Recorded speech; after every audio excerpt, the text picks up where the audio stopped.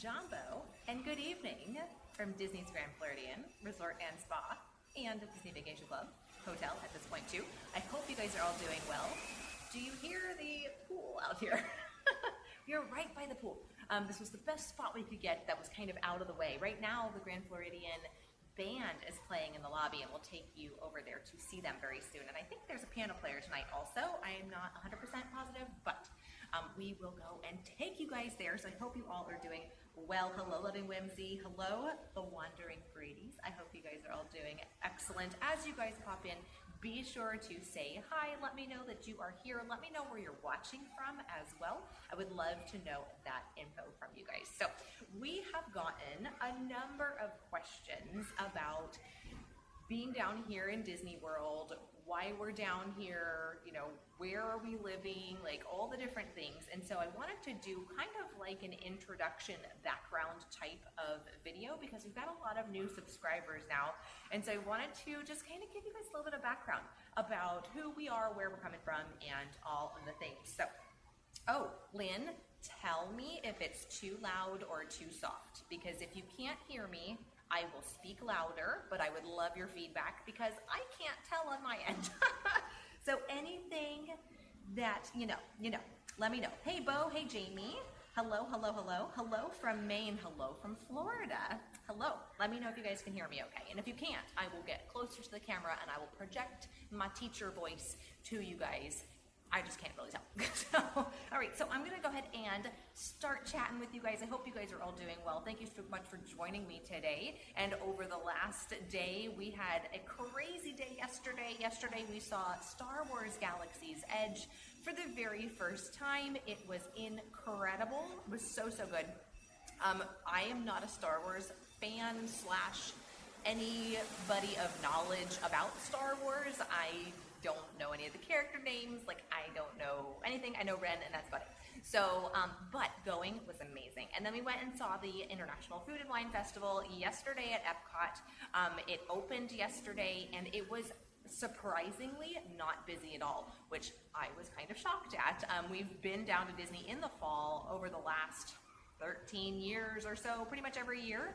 And this was the least busy we have ever seen it ever, especially for an opening night. I can't even imagine that. So the sound is not very loud. Okay, teacher voice, please. I will chit chat with you guys and let me scoot a little closer to you and see if that helps. Is that better? Are you really big on my face right now? Is my face giant? But if you can hear me better, then we'll just go with a giant face. So, a little background on us. So we actually did relocate down to Orlando from up in Ohio. And so we have been down here for almost a month at this point, and we are really enjoying our time here. All right, how is that? Is that better sounding? I hope it is. A lot better. Hello, Greenville, South Carolina. Hello. We've got a lot of Carolinas here. Okay, great. Okay, I'm glad you guys can hear me better. I appreciate knowing that. And you know what? The Wandering Brady's, I think you're probably right. There is a hurricane coming this direction, which will be our first hurricane. So that will be interesting. We'll be sure to keep you guys well informed as to how everything is doing, especially down here at Disney. So we kind of come from a diverse background, both myself and the man behind the camera, Mr. Ever After, who is here. If you want to say anything, he'll just wave at you. He'll wave at you and you can't see him. We are both musicians. We actually met in music school in college. He is a percussionist and a pianist, and I am a flutist, so that's a big part of our life. Music is like really, really important to us. But also we are really passionate now about healthy living, healthy eating, natural remedies, home remedies, herbal supplements, and like all that kind of stuff.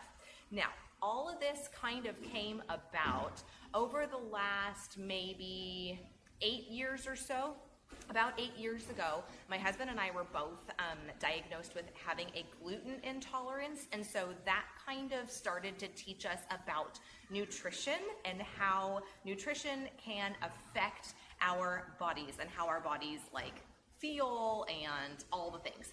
And so we started to get really passionate about the impact of our food And then it kind of sent us down the rabbit hole of, looking at hidden gluten inside our products. And I didn't even think it was a thing until my doctor told me. We were, strictly gluten-free for like 6 months, like really hardcore gluten-free. And our doctor, we had our blood work done, and we were all ready to go. We were like, oh, we're going to have no antibodies, like it's going to be perfect. And the doctor was like, these numbers are not going down. And so I was like, okay, that's really weird. And he's like, well, what are you using in your products? Like, is there gluten in your face wash? Is there gluten in your makeup? And like all these things. And I looked at him like he had two heads, because I was like, I'm not eating my makeup. Like, is that what you're thinking? And it was more that what you put on your skin goes into your body. And so at that point in time, I started to get really into like knowing, oh my gosh, these products I'm using, they're going in me. That's kind of scary. And so that's where the whole like natural health types of stuff came about. So we have been Disney World fans for a very long time. Mr. Ever After went down to Disney World as a family, a lot as kids. I came down a couple of times as I was very, very young, but then, only once when I was older, and then we came down on our honeymoon. And it was at that point in time, on our honeymoon, coming down to Disney as adults, where we got bit by the mouse, as you could say, and we just really became obsessed with Disney World. And not only Disney World, but also the Disney community. So I joined the Diz boards. I don't know if you guys know dizboards.com. It's like a big chat message board thread thing. As soon as we got back from our honeymoon, so I've been a member of the Diz board since 2006-ish, 2007. And then it all kind of progressed from there. And so on my YouTube channel that I have here, I have a wide variety of videos, both ranging from like healthy recipes, natural health types of things, as well as Disney World tips, because those are two main parts of my love for all the things. So we decided about 3 or 4 months ago, we were at a point in time in our lives where we were like, we really feel like we need to have some change. We're doing great. We both work 100% for ourselves. So location is not really a factor for us. We don't have kids that are in school or kids at all. We don't have anything that is necessarily like geographically we are tied to it. So we're like, you know what? Let's just go for it. So we decided on a Friday night, whilst watching, what's that show? Millionaire on HGTV. Yeah, My Lottery Dream Home. Love that show. The host of that show lives in Orlando. He's a big Disney fan, and we absolutely love him. His name's David. So anyway, we're watching My Lottery Dream Home on HGTV, and we're kind of like having this discussion of like, what's next? Like, what's next for us? And got this crazy off-the-wall idea. Let's move to Disney World. We can do it. Why don't we do it? Let's just do it. So if you know me personally, and I apologize, I'm not looking at your comments. Hey, Holly, how are you? I'll get to your comments in just a second. So I am not a, let's say, daredevil or anybody that would necessarily be a risk taker or anyone who's like thinks outside the box. I keep everything to myself. Like I am very like inside the box and color inside the lines and like all that kind of stuff. So when we were having these conversations, we were like, I think it's time for us to just make this. And it was hard for me, guys. It was not easy because I was thinking, I have family up here. Like I have my life established up here, da-da-da-da-da. Then I got to thinking, I have all you guys too. Like you guys are my family. I've had this YouTube channel for like 10 years now, and I have so many friends virtually now. I'm like, I can take you guys with me. So we were like, okay, we put our house up for sale. It sold in a day. Here we are. We are down here at Disney. And so we're so excited to share that with you guys because it's such a passion of mine. I know it's a passion for a lot of you guys also. And it's just like a lot of our happy places. And we want to be able to share that with you guys too, because that is such a huge part of our lives. And we realized too, like as we were going through like the corporate grind, both Mr. Ever After and myself had like desk jobs and all these things before we started working for ourselves.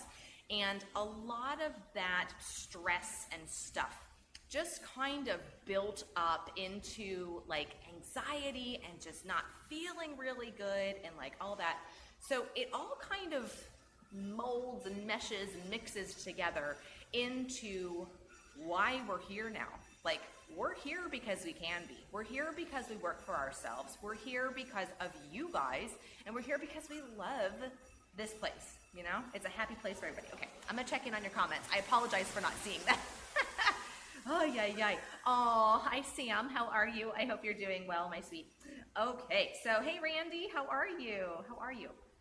Oh, Amanda, you can be heard. There's like a squirrel running past. What is happening? Not overall very loud. I hope that, okay, yes, I'm glad we're hearable. Okay, good. So, hey, everybody joining me here today. All right, so what questions do you guys have while I'm rambling on here? What can I answer for you guys? I know that something that is super important for me, and you're going to see in this channel, if you are a new subscriber, see that boat? The boat is going by. I love this place. Is going to be, I talk a lot about health because I'm very passionate about that. And I know a lot of people watching right now are a part of my kind of healthy circle. We have a lot of essential oils users here. We have a lot of people who eat a paleo diet, which is a diet that we eat too.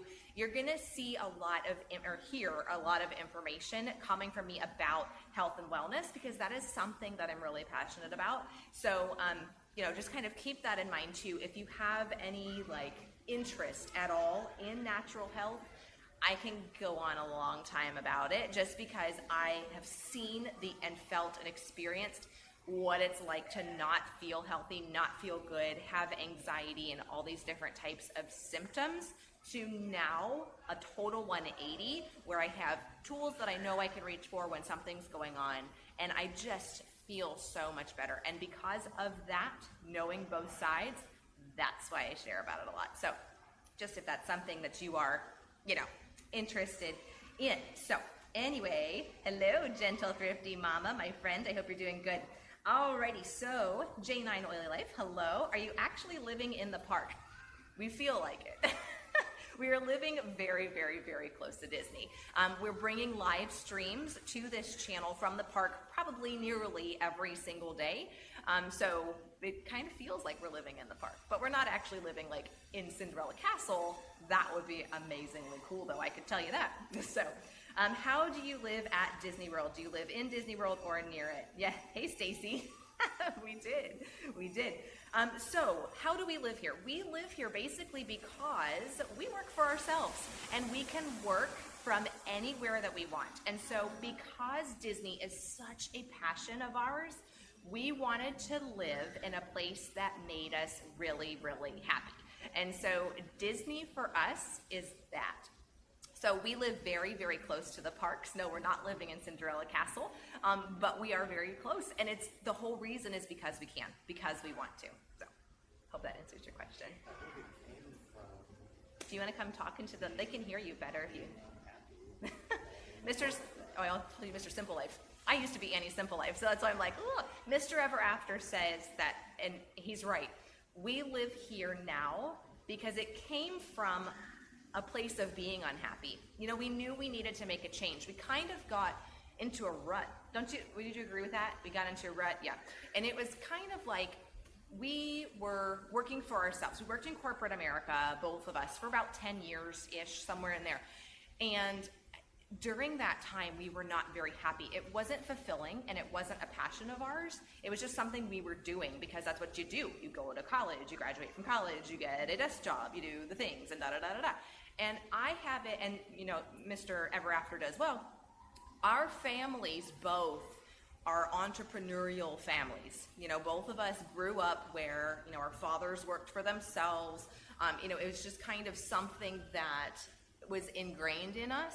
And I think because of having that background and knowing I can be my own business owner, like that's a thing, you know, like not even like, it wasn't even a question. Like that was just like, yeah, I absolutely can. And because of that, because we started working for ourselves, we could be geographically anywhere.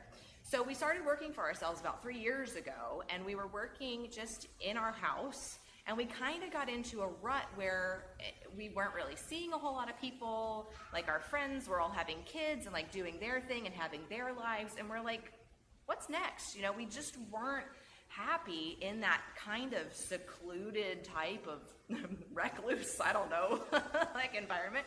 And so we were like, we need to make a switch. We need to go to our happy place. So ta-da, there we are. So anyway, all right, let me scroll down and see. Have you found a place to play music down there? That's interesting. I have not. I actually haven't looked down here. And, yeah, Mr. Ever After saying we can go play in the Grand Floridian lobby. So for those of you guys who don't know, I play the flute. I'm a flute player.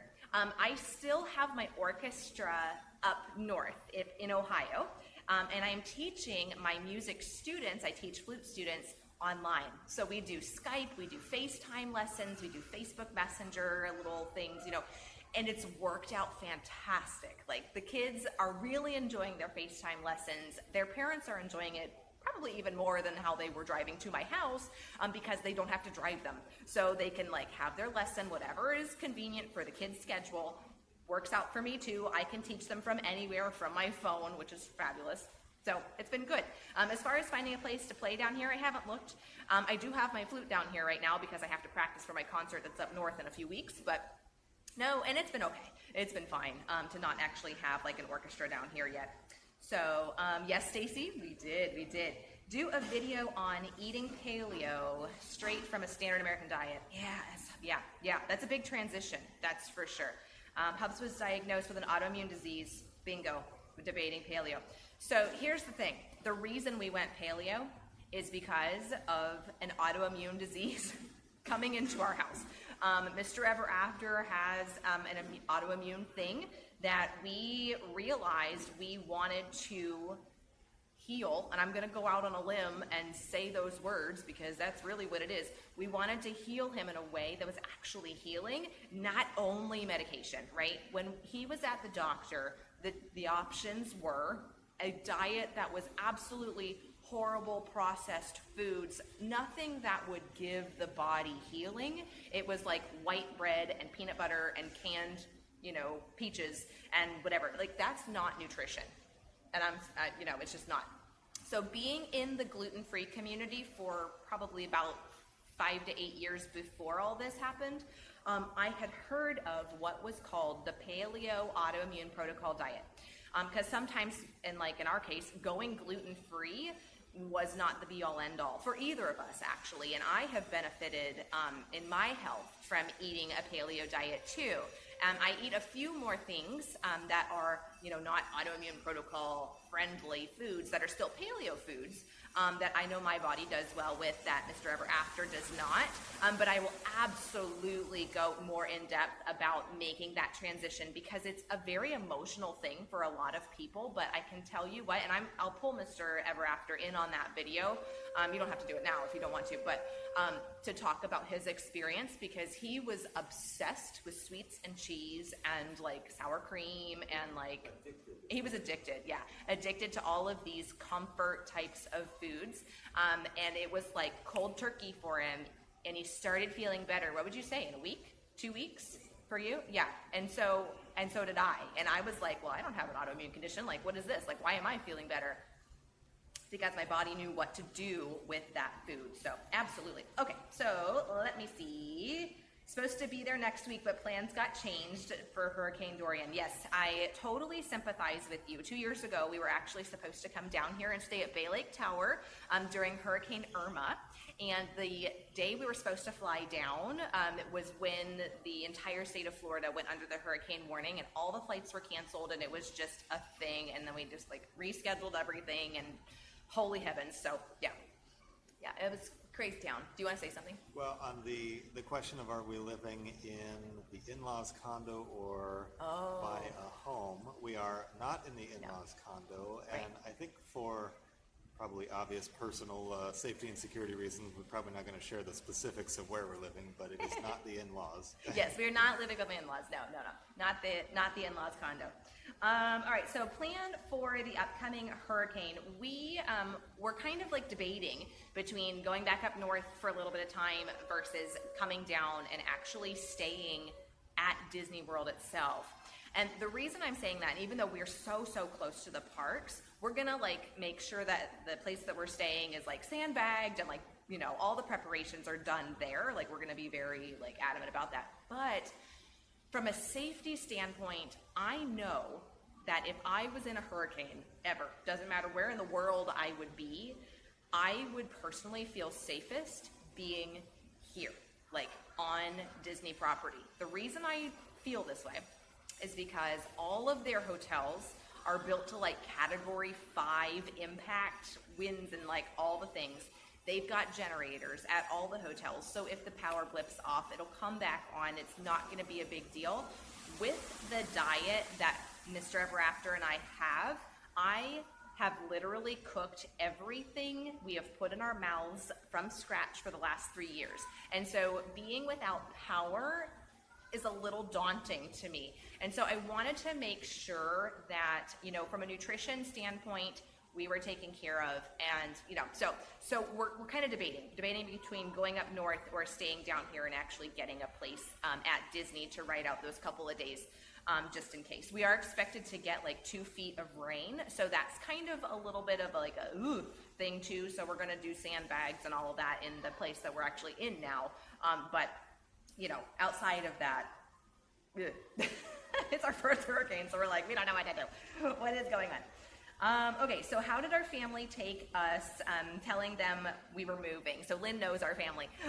So yeah, they were very supportive. They were very supportive because they understand our love of Disney. They know that, you know, this is our happy place, and, you know, I'm sure they miss us. You know, of course we miss them. We don't get to see them all the time. Like, that's a thing.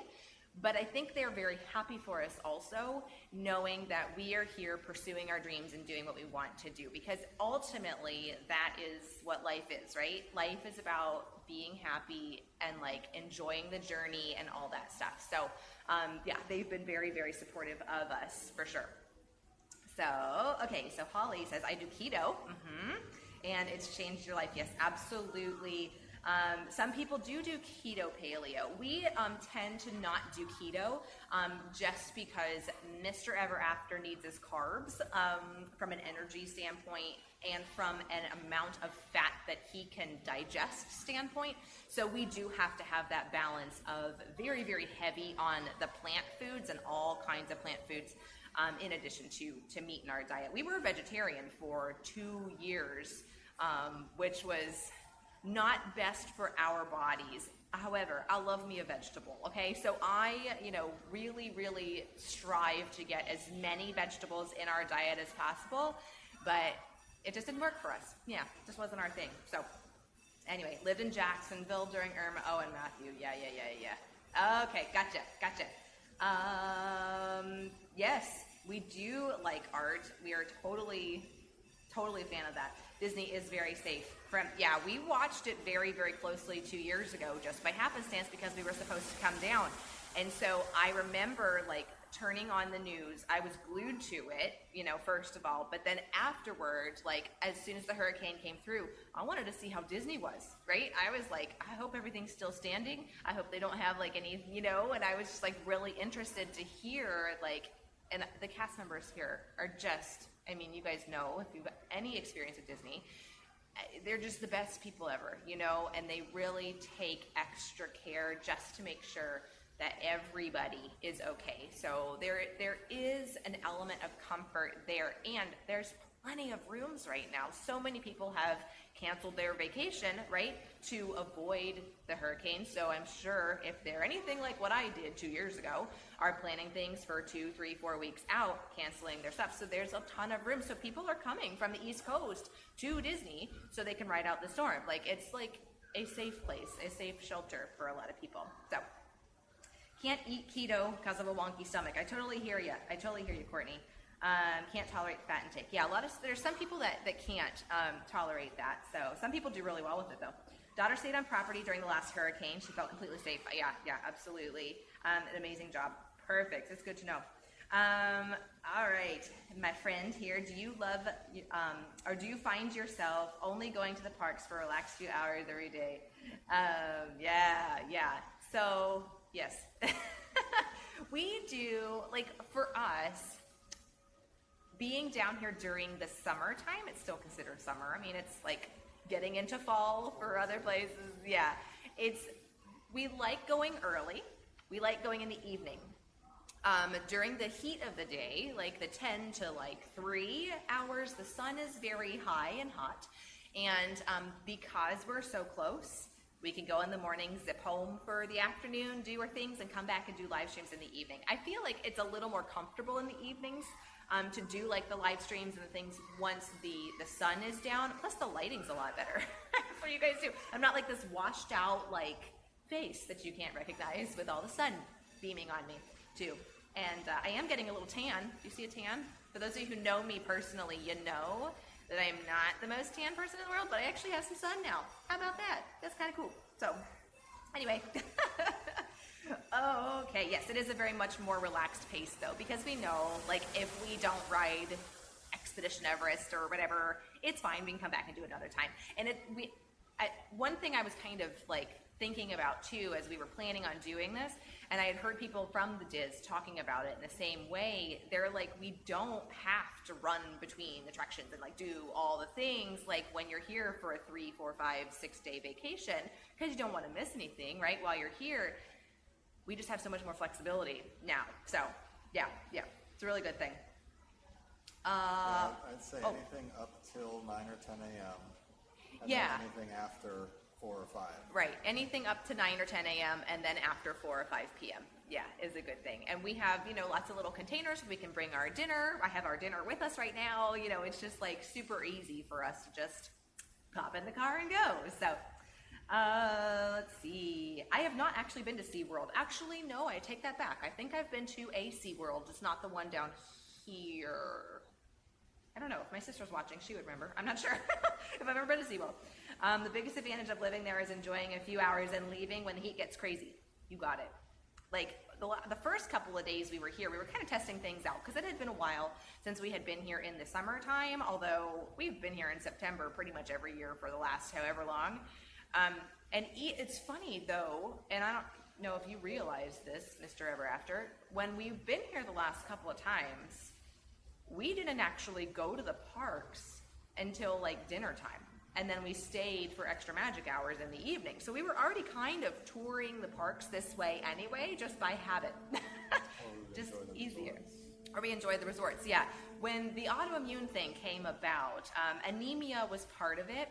And so there was one trip like 4 years ago where, Mr. Ever After was very like dizzy, didn't have a whole lot of energy, and we had this kind of like, we didn't know what was going on at the time, but touring the parks started to be a little different at that point in time. Before that, we were like gung-ho, go, go, go, all day long, and all the things. After that, so after 2015, so 2016 and on, we started being more mindful of our energy levels and being like, we want to be here. We want to feel good while we're here. We need to pace ourselves. And so we kind of just started incorporating that anyway. Now, he's fine now. So we can go from sun up to sundown. He can run laps around me at this point, but we still really kind of take advantage of that time that we have. So, yes. Oh my goodness, Amanda, you should see Mr. Ever After's hat that he wears. It's like a fedora. Is that what you call it? I don't wear it anymore. Well, whatever. He has like this little sombrero hat, and so I have a ball cap that I wear sometimes when I am out in the sun, but I do notice that my eyes do better when I have a hat on in the sun here because it is so bright. Oh my gosh, it's like we live on it. So, and by the way, just to pop in, we'll probably be watching the band here in a little bit and seeing fireworks, so stick around. Yeah, we're going to do some fireworks for you guys. We need to figure out the time because there's Halloween party tonight, so I know that they have a little adjusted schedule, but we'll definitely try to get a good spot for the fireworks from somewhere around the Grand Floridian or the Polynesian or somewhere around here. We'll find a good spot for that. SeaWorld in Ohio. I'm pretty sure, Lynn, I did that as well, but I just don't remember. I can't remember now. Oh yes, I know. Isn't that really nice? Yeah, so where we're sitting right now is actually, this is the back side of the lobby. Where you go out and you kind of go towards the Disney Vacation Club building. And so these benches where I'm sitting right now, there's nobody here. There's actually a scrim up right here to my right. So it's kind of like blocking the view of the pool, even though we can hear it. It's the DVC pool that we're right by. There's actually a shop just over this direction. So I know, yeah, this resort is probably one of my absolute favorite resorts as far as like aesthetics and like just the whole ambient. I love the music they play here. Like, I just love hanging out here. It's just wonderful. We are going to attend a Halloween party this year, Stacy. We haven't got our tickets yet. We need to figure out a date for that. But we've been 3 years, last 3 years, we've been to the Halloween party. I actually have a review and an allergy information video on my channel if you guys are interested in learning about the Halloween party. They do a great job with food allergies and allowing kids with food allergies or adults to trick or treat, still have that experience, and then you can turn in these little tokens for your little treats that you can get. So they actually have a treat that Mr. Ever After can eat. They have Go-Go Squeeze applesauce packets, which is so exciting that they have those. And they also have little craft kits. If you can't eat any of those, or maybe you're like a baby and don't eat that stuff anyway, but you know, whatever, I don't know. They have all of these different allergy types of options for me. And they also have Enjoy Life chocolate bars that I particularly like. So I always get those when we do our trick-or-treating. And it's funny because last year we actually trick-or-treated for real candy, stuffed it in the suitcase, and brought it home for our trick-or-treaters up north. So we saved some candy money on that too. So I can't hear what is happening here. Okay, so let me see. Could you make a video showing your favorite quiet hideaways and calm places at the parks? Girlfriend, you know me so well. Absolutely. Yes, there is a time and a place for a quiet moment away if you just need to, like, anxiety moments. We still have those crowd moments. You're just like, I can't. So I will make an entire video, yes, all for you, my friend, about my favorite places to get away from the crowds. I absolutely will do that. Okay. What were we saying about my thumb? Oh, yes. If you haven't already, click that thumbs up icon. That will help the stream a lot. It shows people that I am live right now, and it really, really helps the stream get shared out. Share it out to anybody that you think would be interested in seeing these upcoming vlogs as well. We're always so excited to add people to our Ever After family, so we would love to have as many people joining these vlogs as we possibly can. So your thumbs up really means a lot to me, for sure. All right, Mr. Ever After, do you want to go in and see if the... Hi, Ashley. My dear friend. Yes, we did. I hope you're doing well in Australia. I hope you're doing good. Do you want to go find a band/piano player and see what's happening? We've got our food with us, so we won't point the camera at us while we're eating, but we'll give you some entertainment whilst we have our plantains and our meat. We have chicken tonight. Chicken and riced cauliflower is what we have, and cherries and plantains. And that's it. Okay, you're lifting it up. Do you want to hear?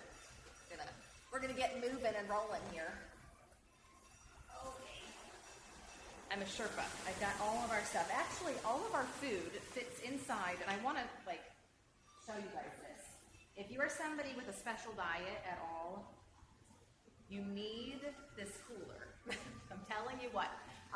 I love something called the Hot Logic. And if you've been following my channel, you already know what a Hot Logic is. If you haven't, Hot Logic is kind of like a little portable slow cooker. And so it plugs into the wall. It has like a hot plate surrounded by a cooler like this. It fits in the bottom of this cooler. So you can put cold stuff up here, put the Hot Logic in here and plug it in. The cool stuff will still stay cold up on this top level. The Hot Logic will keep the hot food hot. It is just the best of all time. So, shall we get rolling? Let's roll. Let's roll? Is that what you said? Do you want to say hi to them? Hello, everyone. You sound like a radio, what do they call those? Disc jockey? That's the question. Yes, disc jockey. Oh, spring has sprung for you. That's so good. I'm sure you've been. There you go. Oh, we're So gonna go just, out here. yeah, just to show you a little Show you around. little bit of where we're sitting here. So Ashley's saying spring has sprung for her. Ah, yes, down because under. they've been in winter, which I'm so glad. I know that that's a good feeling. So that's the DVC building straight across there. And the wedding pavilion. Yes. Yep. Kind of, yeah. Direction. And this is Yeah, the when we got poolside here, I entrance. accidentally drove into the wedding pavilion, and I was like, I am in the wrong parking lot. Where am I going? All right, so we're going to go in the back side of the Grand Flow here. Find a good spot. Show the scrim. Don't you love how Disney does scrims? It blends in. It looks just like the side of the building. You wouldn't even know that they're doing construction there. Wouldn't even know. I'm totally missing your comments. I apologize. Oh my goodness. Okay. Hey AJ, welcome. Winnipeg, Canada. Nice. We love Canada. Canada is like one of our happy places also, for sure. We've been up to Banff and it was beautiful. And we've been to, what else have we been? We've been around Ottawa, been to Sudbury. We love Canada. Canada's great. I have some relatives up there too. We went to the Grand Floridian for the first time this past February. So beautiful. It is beautiful, my friends. It is so beautiful. We love it so much. They've moved the band downstairs. Yeah, we could probably like sit next to them, maybe. So out of the way a little bit. Put it on the table here, and think that'll be good.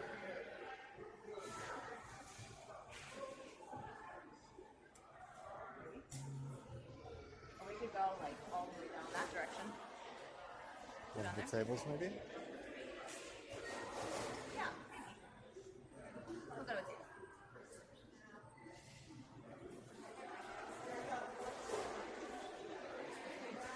So Ashley's saying that it looks wonderful and quiet, and where is everybody? So there's a hurricane coming, so that might be where everybody is. We don't exactly know where everybody is, but they are not here. Ooh, that couch has a table. There's a chair with that table too. Going like straight across. You see what that like bouquet is? That's not called bouquet. I don't know what it's called. Whatever it's called. Big thing here. Oh, Lynn's wondering if we've ever stayed here. We've not. We've not stayed here. Yeah, plop you down here. And that'll be, yeah, that'll be fun. That'll be perfect. Do you want me to move? I'll move. We'll put this there. Okay. Go on. Right this way. Right this way.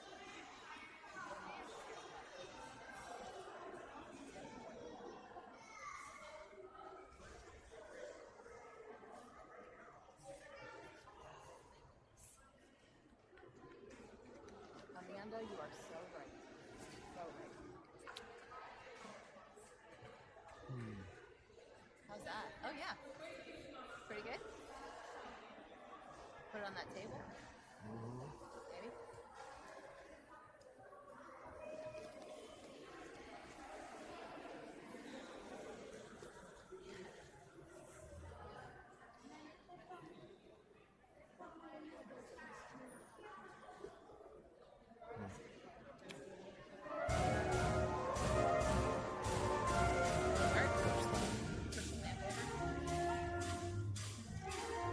Ashley, no, we're okay.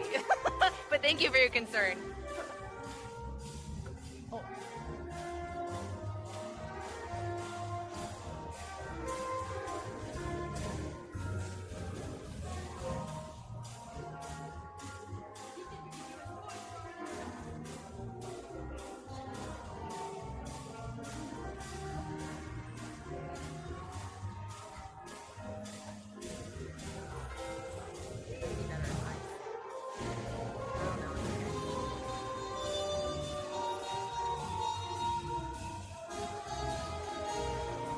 So we will dress as the Swan and Dolphin for the Mickey's Not So Scary Halloween party, just like we have every year, because we are not creative with our costumes. So yeah, Ashley, we're doing all right. We're gonna actually probably either stay here or we're gonna go up to Ohio. One of those two things. Hello, Cozy Tidy Home. Yes, lots of these questions have been answered at the beginning of this. So I don't know if we have DVR set on this, but if not, check out the replay. We go into all of that. Born in BC, awesome. BC is a beautiful part of Canada. All right, folks, we're going to let you enjoy the bands, and we're going to have some plantains. Lynn, you're right. I love my plantains. You're absolutely right. But I'll be in the chat, though, so if you guys have questions that you want me to answer, go ahead and let me know. And let me know if you can hear the band okay.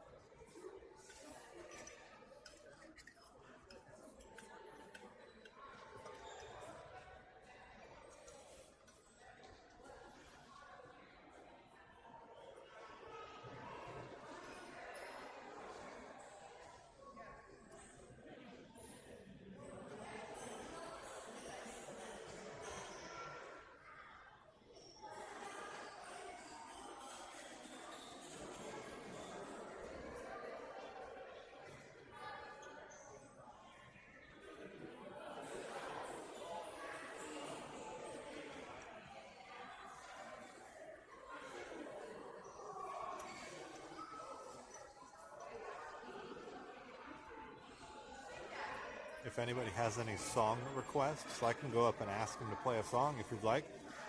Let me know.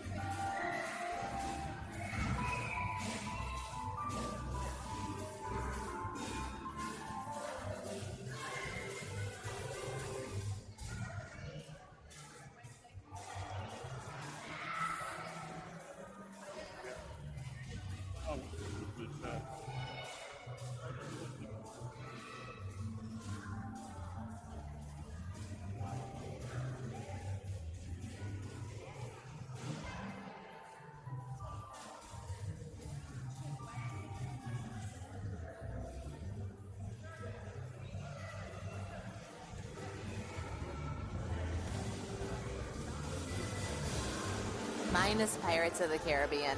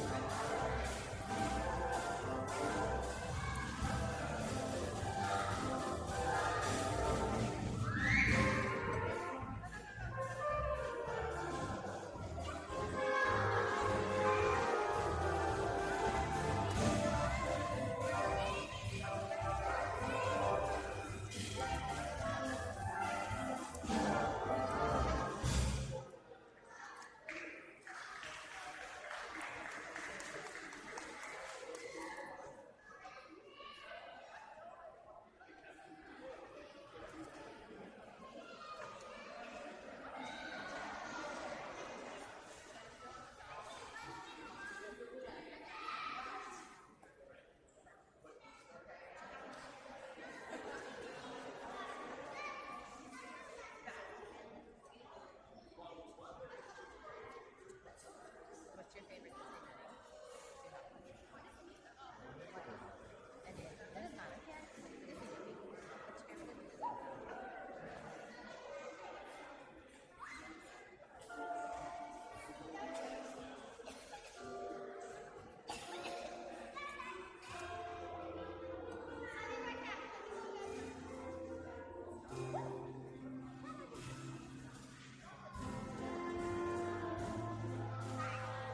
movie?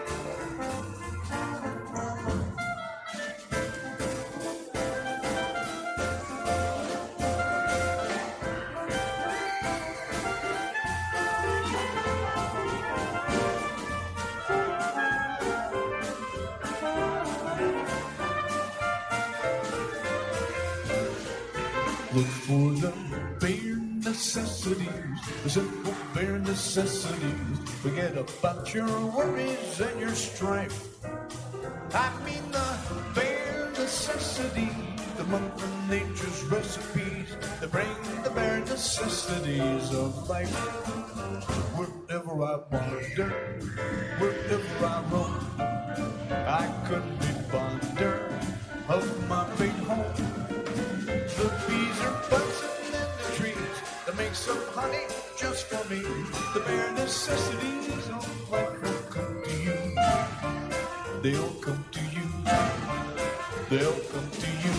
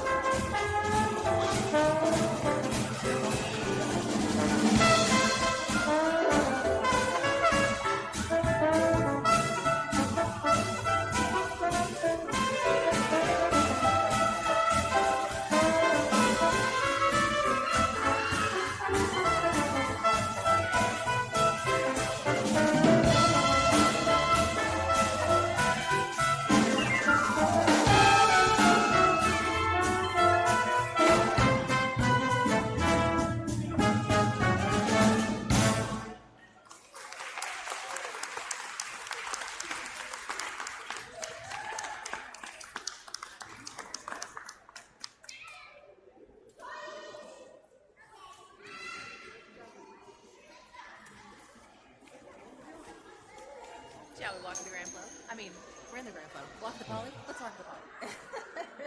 It's a good little stroll. Hopefully it's not raining outside. I did not check the radar.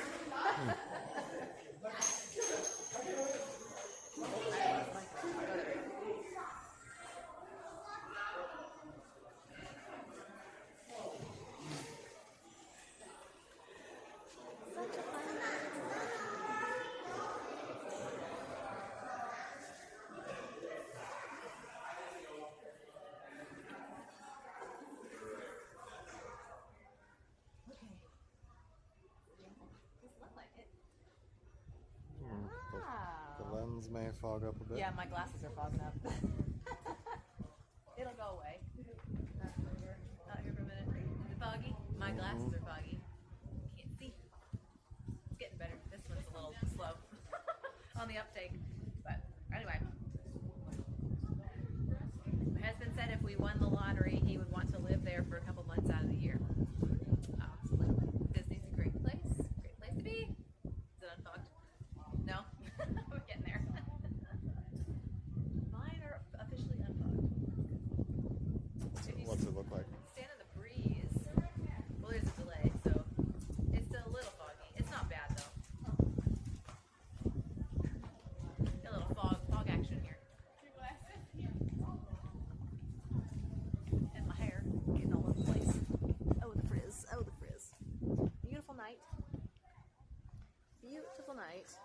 so we're gonna walk over to the Poly. There are fireworks for Mickey's Not So Scary Halloween party that we're gonna try to catch.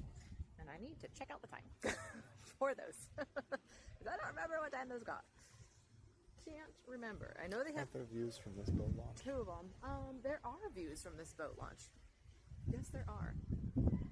I do think we have a bit of time though before the Halloween party things go off. Can you guys hear us okay still? Love to know that and double check. I'm sure you'll tell us if we can't hear us. I am sure you will. Oh my goodness. I'm gonna need a hair tie here in a minute. See how foggy it still is.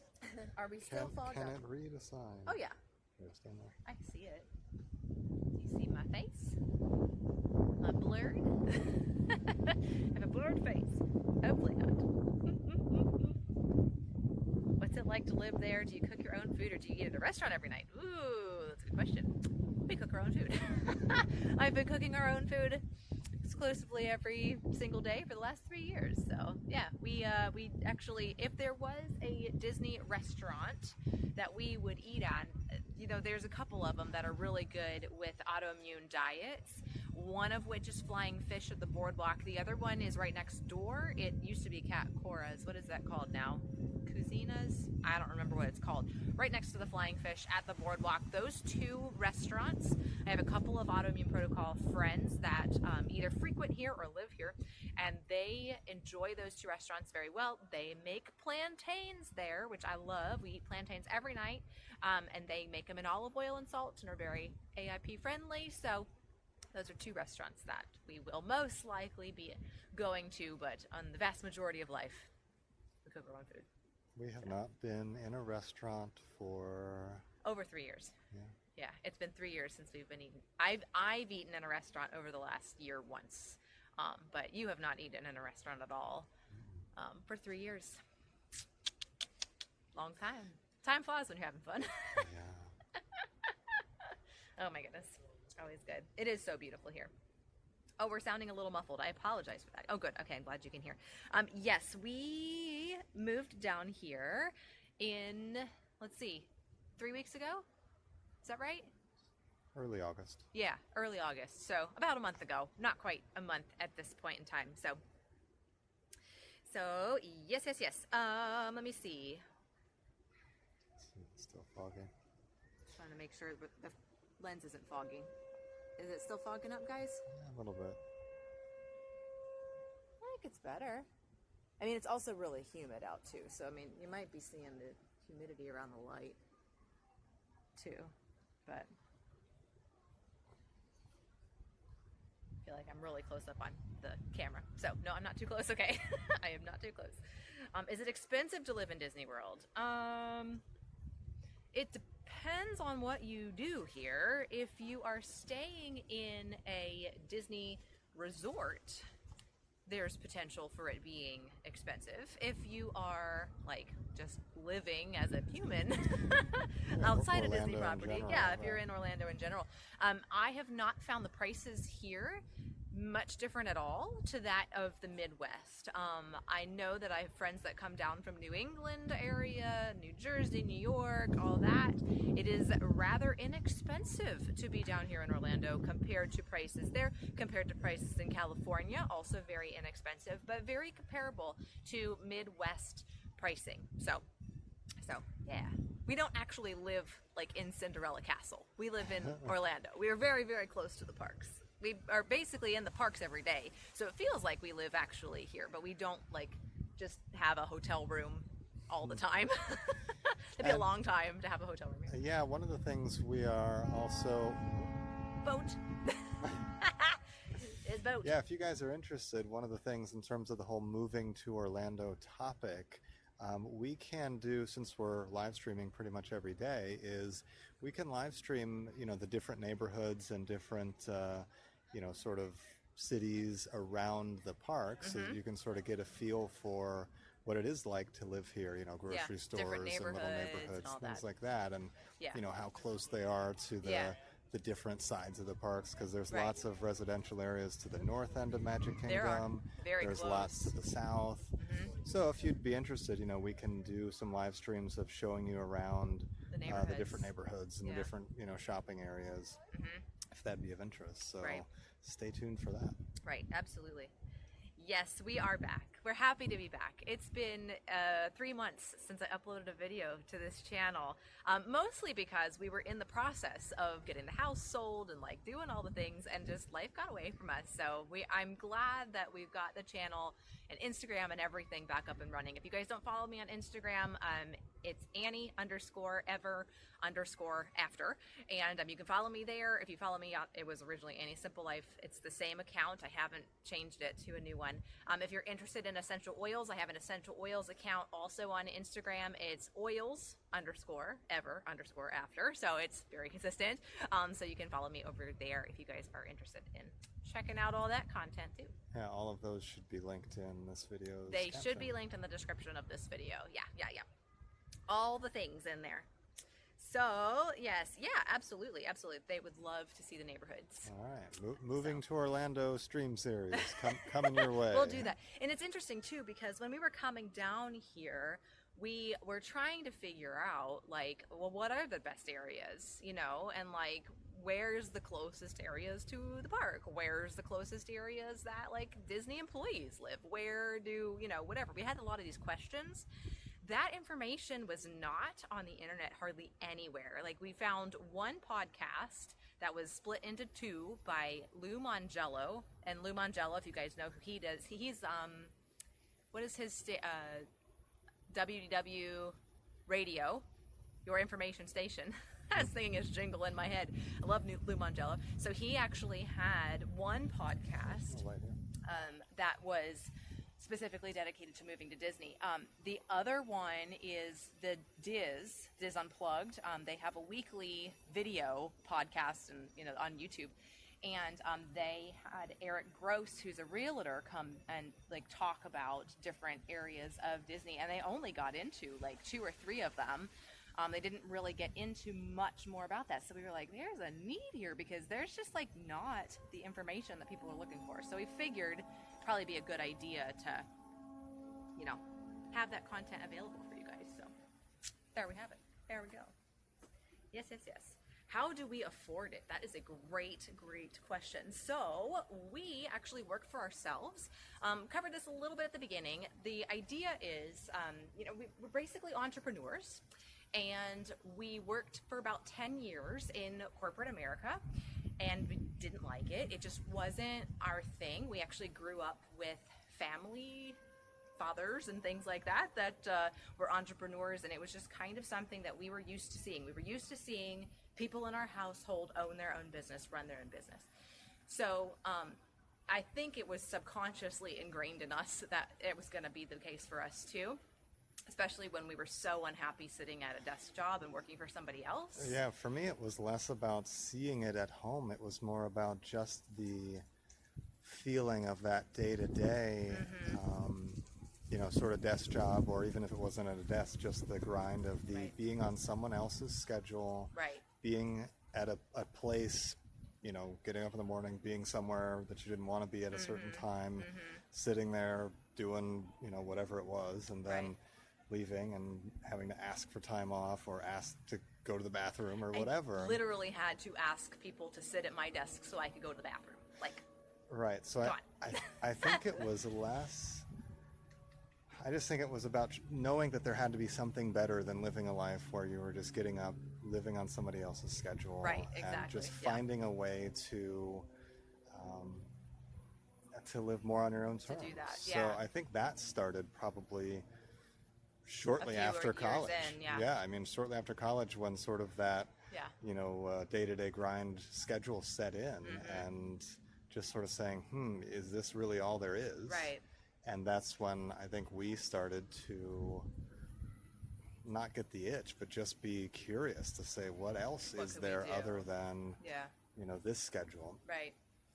And, that's when we started looking. And I think one of my corporate jobs was actually, I had a number of different corporate jobs, but what was that? Swaying. Making sorry him seasick. It's okay. Swaying for everybody. It's fine. Go ahead. Yeah, if I'm ever swaying for you guys, just Yes. tell me. I'll Yeah. calm it down. We're not on a Take it boat down a right now. notch. Yeah. But yeah, anyway, so we Yeah. had just started learning about other ways to, make an income on our own schedules, Yep. and it actually there was some synergy with when we started on our health journey too. Right. Because as we started learning about essential toxins and other ways to heal our Heal, bodies, we right. then found ways to make income simply by sharing our own story, Yeah. because we had such a health transformation, Right. and seeing that and then simply sharing about it, that's just opened up another income World. stream that ended up eclipsing what we were making at our At the corporate other place. lives. And the fact that we could do it from anywhere is the reason we decided we wanted to be in our happy place to do it. And it was something we It's like, why didn't not? even need a college education for. Well, that's true. It was something we could step Still right have into one, but- just as Yeah. people, sharing a story about our health journey. Yeah, And exactly. that has allowed us now to no boss, no alarm clock, none of that Right. grind. Right. And even if we wasn't about moving to Disney, just not having to go through that grind, even if we weren't trying to move, being able to spend time with family at home Yep. and living on our own schedule, that was really, I think, our biggest motivation straight out of college. Right. So it just took us 10 years of Figuring it out. figuring you know? that out to find a way Yeah. to do it without having to get another degree or Yeah. build it. Right. So Exactly. Yep. Oh, a creative entrepreneur. I think all entrepreneurs are creative. They have to be. I think in a everyone's certain way. everyone's a creator. Everyone's a creator create, in their own create way. your own happiness. That's you right. Create your own unhappiness. Yeah, that's true too. That is true too. Yeah. Yep. So, yes. All right, so you want to go to the Polynesian? Let's do Want to it. walk over there? Let's go over there. Let's go. Pretty night. There's some heat lightning. I see that.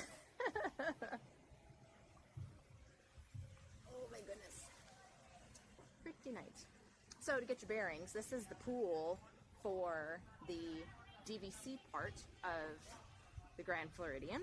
Still a little foggy. It's trying to wake up. Yeah. Hold on a sec. Hello, Smiley Sunrise. I have not decided if I'm going to try out for any symphonies or anything here. I still have my symphonies up in Ohio. And so that may be as many symphonies as I get right now. But I know that they have a lot of playing opportunities down here. So if we get to that point, I may. But then I also have to prepare for an audition. I don't know if I want to do that. Sorry, the Oh. humidity is still waking up on this. Oh. Yeah. Ooh, let's see if it gets us. There's some clearness. Okay. Self-published author. Yes, there's a lot of opportunities for that. I know a lot of people, regardless of what your topic is, it's just made the actual, writing process is not easy, but it's the ability to be able to publish a book or an ebook or an audiobook or whatever, Yeah, the barriers have On been your taken own. down. Yeah. You don't have to be blocked by publishers right? now. We know lots of people who have done that, do that currently. So here's a question I always enjoy chatting about. If, regardless of what job you're in now, if you could be doing anything else, with your days, what do you really wish you could just get up and do that instead? What would really make you happy if you could wake up and, spend your waking hours doing something? What is the actual task or passion you wish you could be waking up and doing instead of waking up and going, to something else you may not, be choosing to do. Right. So if you could do anything, what would is you? that anything? Yeah, what is your passion you wish you could be doing? And it's funny too, and we have these conversations often, is, what we do now with our health and our wellness business and stuff, it's a part of our story. It's not our entire story. love playing my flute. I will never give that up. Yes, I make an income from playing my flute. That's not why I do it. I do it because I love it. The fact that I get paid for it is like a bonus. And that's how I like to think about my own jobs. You know, I choose to do things that I would want to do anyway, Monorail. even if I didn't get paid. The monorail agrees. You know, that's just how I was gauging what I decided to continue to do post corporate America. Yeah, and by the way, we met in university and music school, so Right. we're both musicians. Right. And you know that was both of our passions and still is. Right. Yeah, absolutely. Yeah, I agree.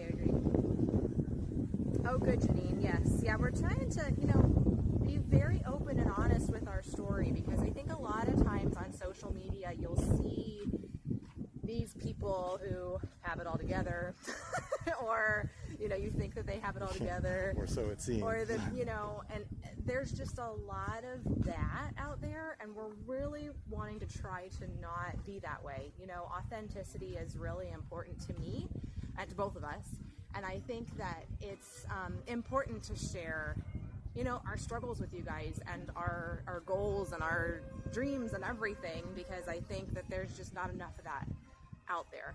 And so that's why I put myself online, because, you know, I think that there just needs to be more of that. So I love this music. Isn't it? It's funny, we walked from here over to the Poly the other day, and it was like silent the entire way there, and I was like, we're missing something. What are we missing? We're missing this little ambient music here. So here's a little tip. Tyler was asking about favorite spots to like get away from people and all that. I love these benches. Sometimes there's a wasp issue, but when there's not a wasp issue, I love sitting here because the view out on the water is just so great. You see the electrical water pageant like floating by. It's kind of annoying sometimes if you don't love the music, but anyway, if you like the electrical water pageant, these benches are great. It's fun to watch the boats just kind of like pull in and, you know, all of that kind of stuff.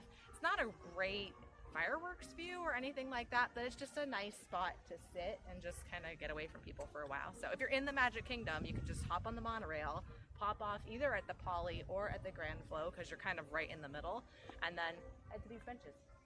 This is the DVC. So this area is here. Grand Floridian is right over there. Yeah.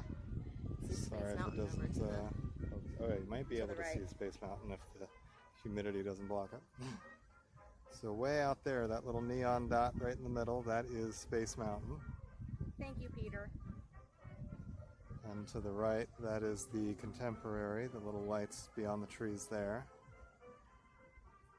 So we're looking at the Grand Flow. Yep.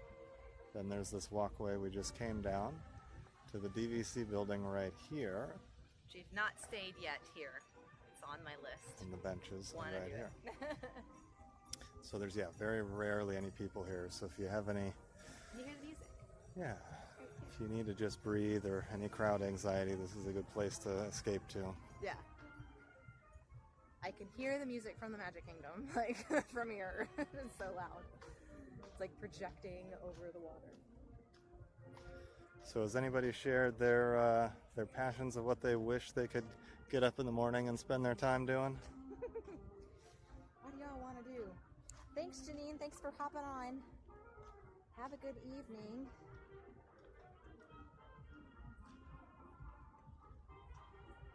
Yeah, and if you guys haven't subscribed yet, be sure to hit that subscribe, the notification bell icon, and give it a thumbs up, just so that kind of, you know, shares the stream out, lets YouTube know that you guys are enjoying this, and it'll let more people know about the videos and about our streams. We appreciate it very much. Love adding people to our ever after family. Yeah, we really appreciate you guys hanging out with us. It really means a lot to us that you're, taking the time to both share your world and let us share ours with you. And again, we just really appreciate your hanging out with us. Writing. We got writing as one dream. Ah, It's a good thing. fiction, nonfiction, news. What would you like to write? YA fantasy. Investigative journalism. Is it YA fantasy? YA fantasy? I almost Yeah. stepped on a lizard. to say fancy. Are we going to be doing live videos or having pre-recorded ones from the parks as well? Yes. We're gonna do them both. Yeah, short answer is yes. We'll have streams and vlogs. Yeah, we figured the streams would be easy to get up like now, you know, as we're in this transition of like learning the ropes around Disney again, you know, being a resident here rather than just a vacationer. It's a little bit of a different day, you know, different way of living. So, but yes, both. And Instagram, photos and stories, of course. And probably stuff on Facebook too, and all the places, all the things. Yeah, it is interesting trying to figure out a new schedule in a new city. It's sort of like finding the groove. Young adult fantasy. Aha! Ah. Got it. I'm with you. I'm with you. And science fiction. Very cool. Yeah. Hi, Mom. My mom's texting. She's like, YA is young adult. My mom reads a lot. I read very little. Hello, Mommy Ever After. Yes, Mommy Ever After is watching the stream. So over to the left, as you can see here. Here's the wedding pavilion. Come through here. That's like the getting ready. The getting ready pavilion. Yeah. Here's the wedding pavilion. So pretty. Look at that. Is that lit up really nicely on the camera? So apparently Disney World alone hosts more weddings than days in a year. So something like 400 or 500 weddings a year, meaning that's multiple. Many weddings a day. Yeah, multiple weddings every day across the park. You know, Yeah, there's not just at the wedding pavilion, but they have them. Like we've seen them. Oh, it's a good shot of the. Can you see the train station? That's a really cool shot. They have them at the boardwalk. They have them here. They have them sometimes even like in Epcot, in World Showcase, and all sorts of places. So if you look right in the middle of the screen, Yeah, my those little hearts. neon dots way out there, that is the train station and the castle of Magic Kingdom. Yep. And Pretty views. I don't know if you can see the sky, but it's a little cloudy tonight. Slightly cloudy. Slight bit of clouds. Veda, we did. Oh, we're not working here. No, we're not working here, but we are appreciate being here. We are not Disney cast members. We love the Disney cast members, though. They are some very hardworking individuals and have the best attitudes of like anybody. They're just such sweet people. But yes, we have relocated ourselves down here to Orlando. We do not, though, live at Cinderella Castle. That would be great, but we do live locally, yes. My mom texted back a wave, wavy hand. Mom, we need to get you a YouTube account so you can comment on these videos. You can be Mommy Ever After. That'll be good. So Lynn's saying how else will, oh yeah, enjoy the calm before the storm. That's right. That's exactly what it is. Yeah. How else would I spend my Friday night? Well, since I can't be at Disney, I'll watch you being there. Aw, Lynn, we love having you. It is a happy place for many, many people. Most people. Anybody who's ever been here, you kind of become addicted. After coming once, it's like, I'm going to come back forever. All the time. And this is the interesting idle patch where there's no, like, definitive. Yes, are we we're at the Poly? in Are we between at the theming right Orlando? here. So they don't actually have any music here, right in this area. But as soon as we get up to these little trees and bushes, Monorail. monorail.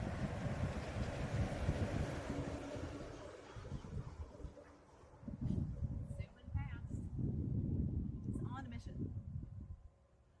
Whoa, where are you going? There we go. Pretty soon, we're going to hear drums, although I think I heard bats. I don't know what that was. The wildlife around here. Oh my word. It's like no other. Oh, you've never seen this? Yes, this is one of our favorite walks, actually. It's a really nice walk between the Grand Floridian and the Polynesian. And interestingly enough, they are finishing a walkway now from the Grand Floridian to the Magic Kingdom. You have previously have not been able to walk from the Magic Kingdom to the Grand Floridian, and they are finishing that up. So there's a lot of construction going on over there, but they are probably fairly close to being almost done. And if you hear to the right-hand side of your audio listening, the Spirit of Aloha show is happening. We can hear everybody sitting in there dining right now. So that's a show that we actually have never done before, but it is a show that is very entertaining. People really enjoy it, so I recommend it. I'll get out of your way, I apologize.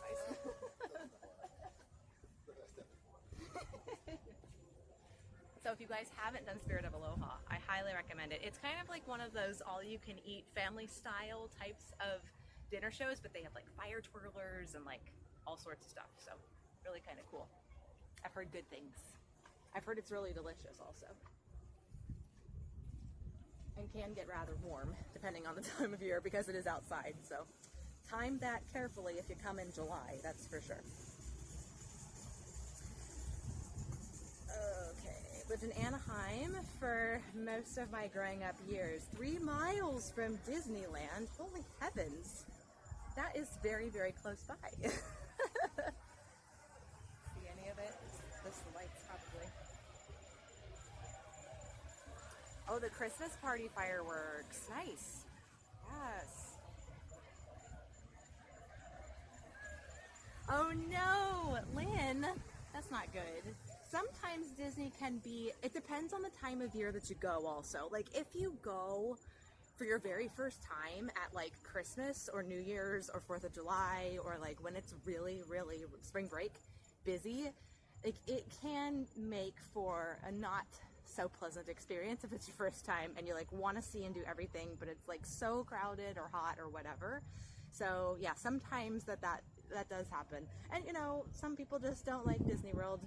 There's just, you know, if we were all the same, it'd make for a really boring population. So. And it'd be real crowded. We'd be really boring people. So. All right, so here's the first torch. We are now officially in I agree. Polynesian Walkway. We should stream the Spirit of Aloha show. Yeah. I agree. For sure. Spent most of the summers there, which was $3.50 for admission. Those were the days. Oh my gosh. Now you can't buy a bottle of water in the parks for that. Yeah, that's right. Oh my gosh. That's really funny.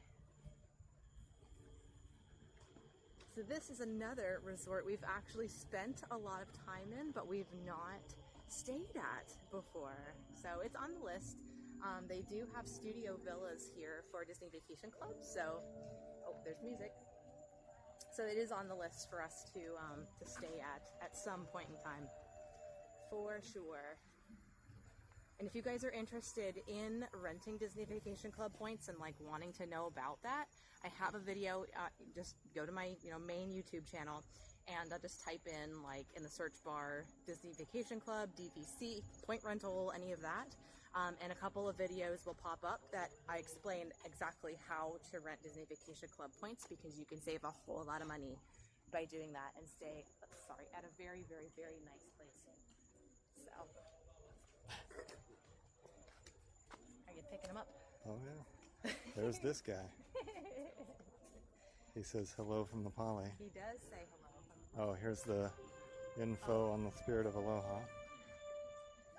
There's the electrical water pageant. It like echoes throughout everywhere. Oh no. No. So it says they have dances, music, all you care to enjoy, family feast.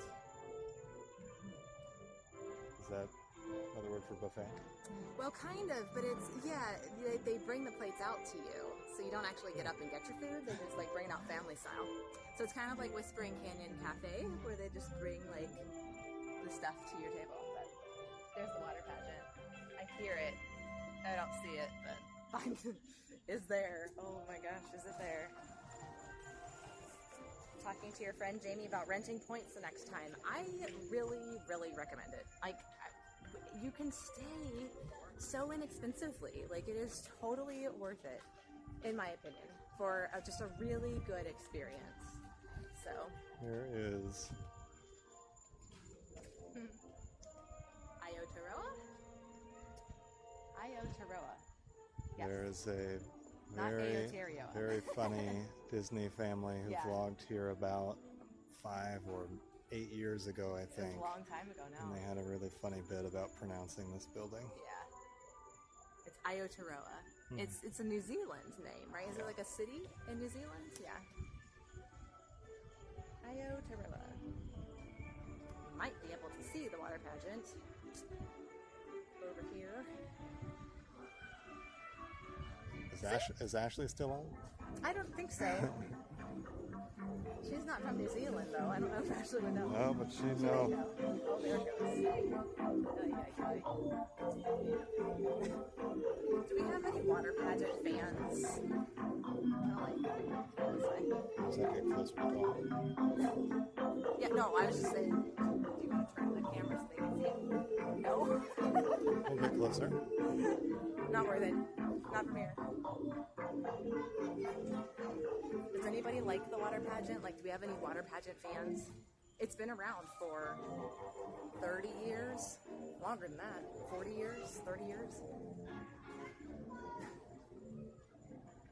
The thing is, it's just so loud, right? Like, it is just the loudest thing ever. So if you're staying in the poly on the front side where you're like, you got a beach view, or you're staying in a bungalow, you got this thing, like, yelling at you. All right, you guys pick. Do you want to go into the lobby and see the lobby, or do you want to see the water pageant?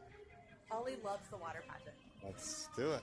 Well, she wasn't necessarily voting. Oh, to watch the okay. water pageant. She was just saying she Well, loves the water Holly, pageant. you can vote. Do you want to go out back and see the pageant? Or do you want to head in and take a look at the lobby before the fireworks?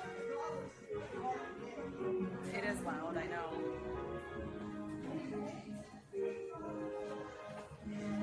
We gotta vote for the water pageant.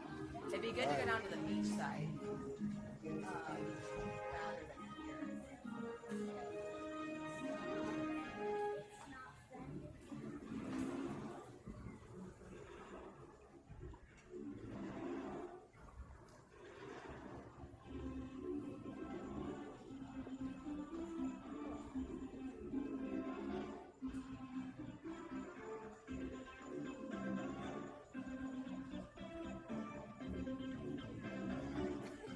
Dog says both. Both, all right. Yeah. Then we've got all the things, all the water. We're going to be getting all the sandbags. We've got All the all the bags. non-perishables. We've got it all covered. All the things.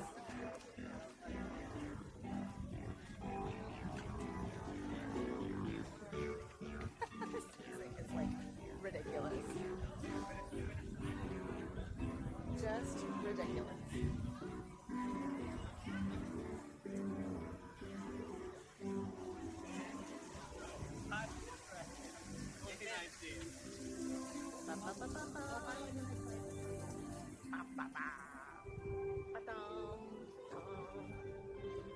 It's almost finished. We're almost to the America part. We're getting there. We don't want to run with the camera, but here I go. So we talked about favorite Disney movie. What's everybody's favorite Disney music around the park? Whether it's ride music, area music, show music, parade music. Lynn, you know me so well. Christina's watching this, so she's gonna giggle at that. That's really funny that you mentioned that. And you're right. No, I do not. Not my favorite. That's so funny. All right, I think we made it. These two lights are burnt out. You can stand there. Oh, the America section. Grand old flag. It is a grand old flag.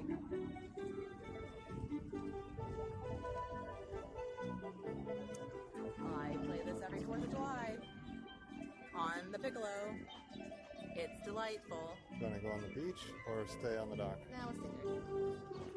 And it's not going to focus in with all these lights in front of us. Even Huh? with this one.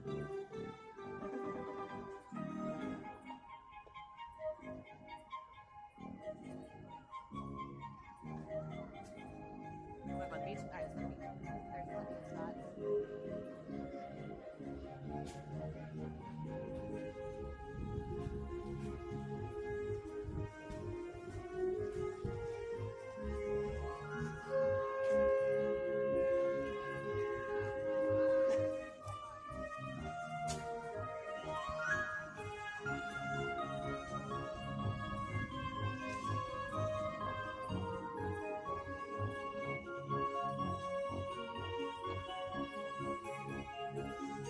do this every single night. Okay, there it is. The end. Yay! They do it every single night. Sometimes they do it multiple times a day. And they'll do it during fireworks also, so it will compete with the fireworks music. They don't turn them off during fireworks, so it just kind of is luck of the draw as to if fireworks will be going off during them or not.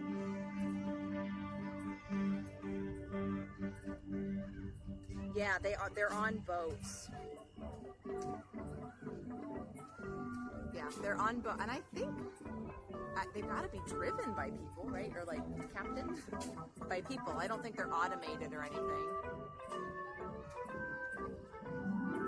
But you can see them coming, especially when you're on these boats here that are docking, like this little tiny one right there. They have to dodge them. And they're so dark because I don't know if you guys can even see. There's just little tiny green dots that indicate, right side of the boat, left side of the boat, right? And they're not easy to see. But there we are. It kind of reminds me, most zoos have like light shows at Christmas time. That's kind of what it reminds me of, is that. But they've been doing it for forever. And I know when they came out, it was like crazy good technology, right? 30 some years ago. Mm-hmm. They just haven't really changed much since then. So. But they are loud, and I feel bad for the people at the bungalows, because look how close they get to the bungalows. They're like, you can throw something and like hit it. I don't know. Yeah, I know, love The Little Mermaid too. So Holly's saying she loves Frontierland, Adventureland, Main Street, and Liberty Square. Like Fantasyland and Tomorrowland too, but less. Ooh. Are we still talking music or just favorite lands? I think lands. Oh. Lynn, my feelings about Stars and Stripes on Piccolo, it's not my favorite thing in the world to play. I've literally been playing it for, I don't know, almost 20 years now, every single year. And I still don't love it. I have it memorized in both keys, in the orchestra key and the band key, so that happens. But, my glass is fucking up. I think they're having a poker night behind you. There may be alcohol involved. An alcoholic poker night? We should walk around this way to get away from said, yep, I am absolutely correct. What's going on? We're going to go keep this family friendly. We're going to keep it friendly. Keep it happy. Everybody happy. Happy, happy, happy. And there's actually not a whole lot of people out right now to what time is that? Watch the fireworks and stuff. It is 8:58. Lynn likes the music from Splash Mountain. I do too. Splash. Yeah. Zippity-doo. Oh, music in the lands. Yeah, Wow. I like the music in those too. So Holly was seeing Frontierland. Yes, I like that. I like that at night. There's something about it at night. I really like that music at night. I don't know. Adventureland. Yes, at night. The You drums. can hear it so much better at night when everybody's gone, a little quieter. Main Street and Liberty Square. Liberty So Square. Magic Kingdom. Yeah, all of them. All the lands of Magic Kingdom. Tomorrowland too, and Fantasyland, but less. Yeah, agreed. All right, so I'm going to see what time these fireworks start.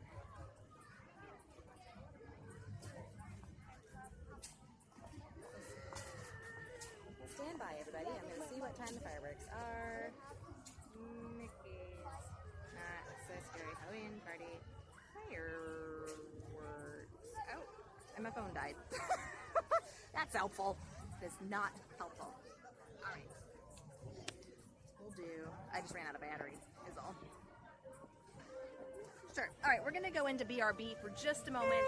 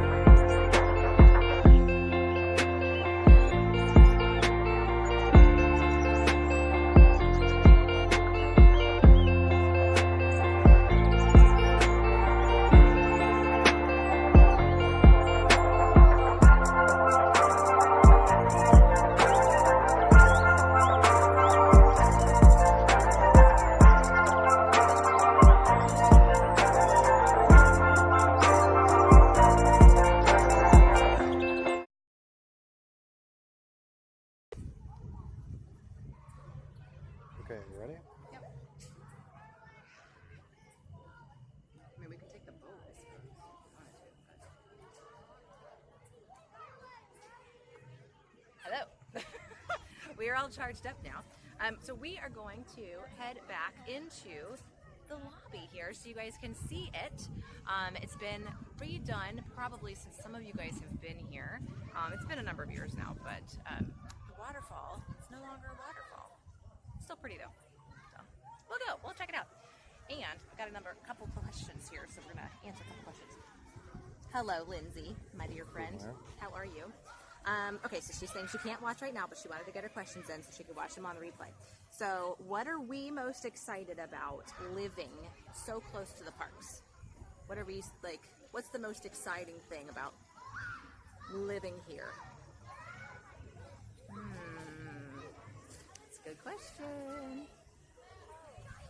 Well, I do enjoy the freedom of not having the vacation pace. Right. Where, you know, Yes. the typical vacation pace Yeah. is, Running. yeah, you wake up Go, as go, early go. as you can, do, Yeah. you know, 10 or 12 hours of being in the heat to Right. try to, you know, get as much in as you can. Right. You go to sleep super late, you're, you know, physically, emotionally stimulated and tired. Yeah. And then you get up again and repeat that for, you know, a couple days, 5, 7, however many days you're here. Yeah, And that's a pretty exhausting pace. it is. In such a way that sometimes you can't truly like take it in or enjoy it or Yeah. just have sort of a relaxing Right. vacation. Oh. So I think having the ability to truly enjoy everything that's here on a calm Right. pace, and that's just us. Other people may love the come in, you know, and do it all at an exciting pace and Right. just sort of have a flurry. Yeah. But I think We're not those for people. us, or yeah, for me, I think You're not having the ability to like take a stroll like this, you see, no one is doing this stroll tonight because everybody Right. wants to be at the Halloween party Right. or, you know, be at the, Right. you know, the center of everything. Yeah. But it's things like this that I think allow us to breathe and take it all in. So I Yeah. think by living so close, you don't feel pressure to have to get everything in. Yeah, I agree with that. And it just increases the enjoyment. And I know we also, on that same question, we get asked a lot about, do you think by living close, you sort of lose the magic? Or, you know, does it change from being a place you love to just either getting old or whatever? But I think because it's such a big place, it's essentially the size of a major city. Yeah. And, you know, unless you just went on the same ride every day over and over and over, Yeah. there's not really, you know, it's so big that you don't Yeah. get tired of it. Well, it's There's so almost many like places. thinking like, do you get bored in your own town that you normally live? Right? It's like, I don't know. Right. So Probably anyway, not. yeah, You know, used to living there, so. because it's so big, so many, you know, parts to see. Yeah. I think what I, you know, You don't run out of stuff to do. yeah. For sure. So I love being here. You get to see more of it. Right. In 5 or 7 days, there's only so much you can see. Right. And usually that's relegated to the parks. Yeah, exactly. I think for me, my biggest thing is like just knowing that we have the ability to wake up and if we want to go to Epcot, we go to Epcot.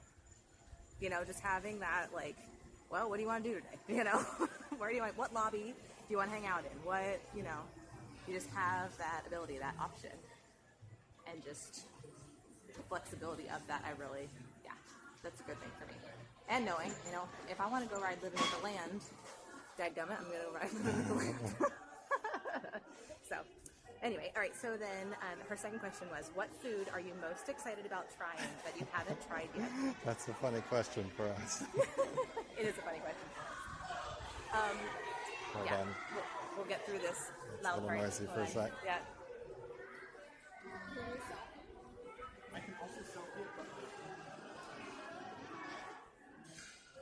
About front? No, well, yeah, we can start from the front. Yeah, we can show the tikis. So really, I mean, you know, Lindsay does know our background, pretty much. And so of any place where we would ever eat in a restaurant, it would be at Disney because they're amazing with food allergies. So I really, honestly, for me, I am excited to eat at Flying Fish and have the plantains that they can make out of olive oil and salt. Have somebody else make us Somebody plantains. else making the plantains is just such a treat. So We love this part of the Bali. It's just so pretty with like all the little torches and the music and everything. Just so nice. Thanks for watching, Dawn.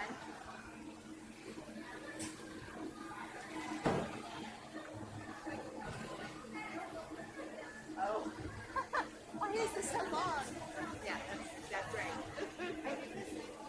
So fireworks are at 10:15, so we're going to actually go back to the Grand Floridian and watch them from the dock there at the Grand Flow. Super fun. Yeah, because of the Halloween party, I think. Yeah, the Halloween party makes them a little later. Normally they're like 9, 9:15, somewhere in there. The Halloween party pushes it an hour or so. So Lynn's saying she doesn't like real birds, but she loves the tiki room. The tiki room. Yeah. And she likes Carousel Progress also. They're played regularly in the house. In her car. I swear Lynn's like a sister I didn't know I had. Like, we all kind of joke about that Lynn is like sister number 3. I'm pretty sure. Yeah, Holly likes those too. Sorry, just like knocking. Welcome. Yeah, Lynn, your trip will Polynesian. be totally different the next time you go. So you'll have a little one in tow, which totally makes it different. And there's all these new things too, you know, it's just not the same anymore. They're always making hidden Mickey. You probably won't be able to see that.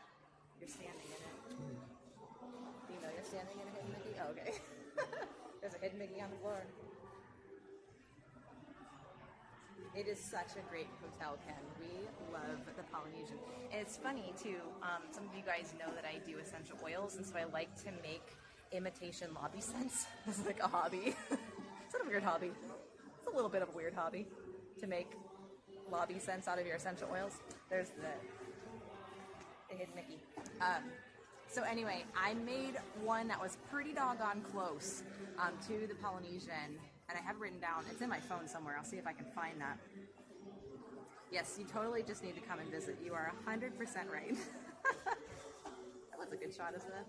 The little hidden Mickey. A lot of people just walk right over it. They don't even realize it's there. Hidden Mickeys, y'all. And if you don't know what a hidden Mickey is, it's like a Mickey head that's hiding in plain sight most of the time. This still does have a waterfall. It's just not quite as big as it used to be. It's like a water trickle instead of a waterfall.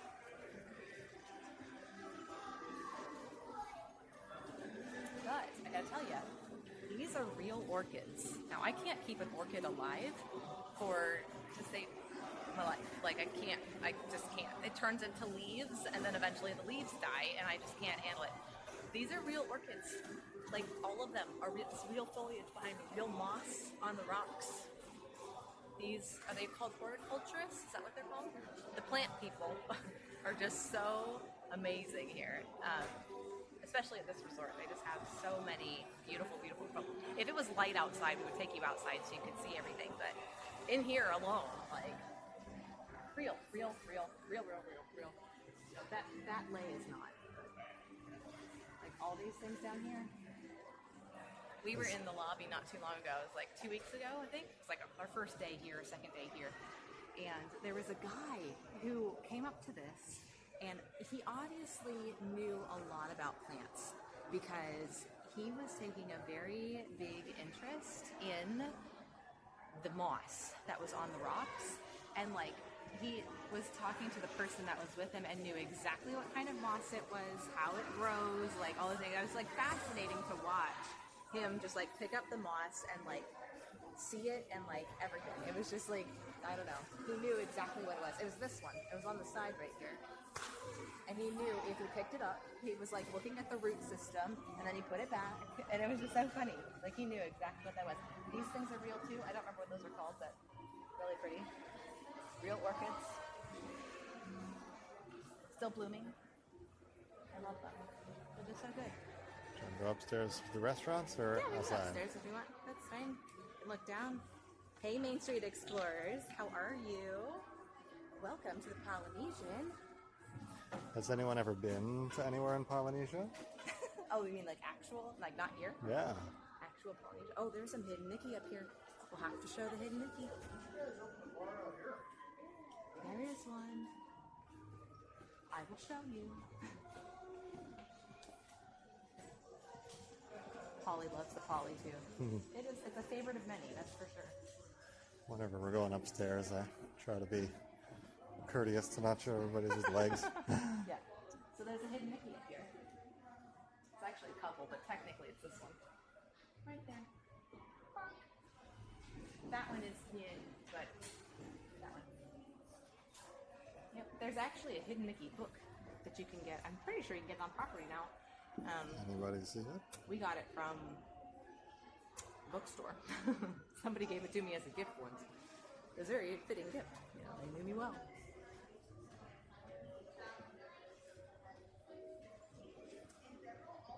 Such a good resort. We've had really good meals at Kona up here before. They have a really good chicken sandwich that they can make gluten-free, which is really nice. You've had a good burger a couple times. Yes. They have a good pad thai. I don't know if it's called pad thai, but like a Thai noodle kind of dish also. They've modified it for food allergies once. They took the soy sauce out of it. They have like gluten-free soy sauce, but we couldn't even have that. So even like just with salt, it was so delicious. Really, really good. And they made you something special once. What was that? Do you remember what that was? Where they didn't have like whatever it was that you were... I don't remember what that was. I can't believe how empty this resort is. Like, I don't think I've ever seen it so empty, ever. Like, there's 2 families at Kona right now. It's crazy.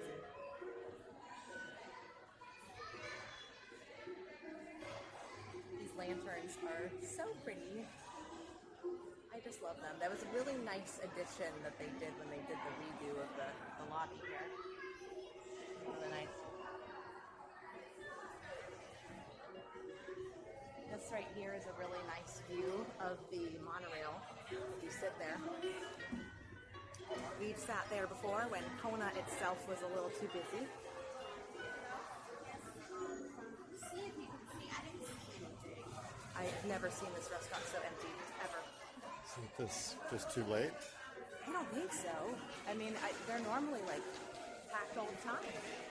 We were here late. We were here after Wishes. It's not Wishes anymore. Whatever, happily ever after. And it was still packed like a couple weeks ago. I don't know. Ohana. Everybody loves Ohana all the time. Very, very popular. Everybody's at Ohana. Apparently now. Everybody go to Kona. They all want to go to Ohana. Downstairs. I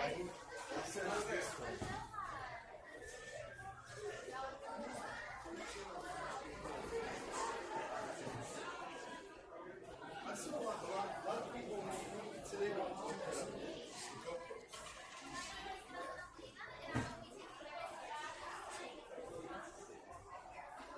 There was a guy sitting there to sit down on the test back in the cabin.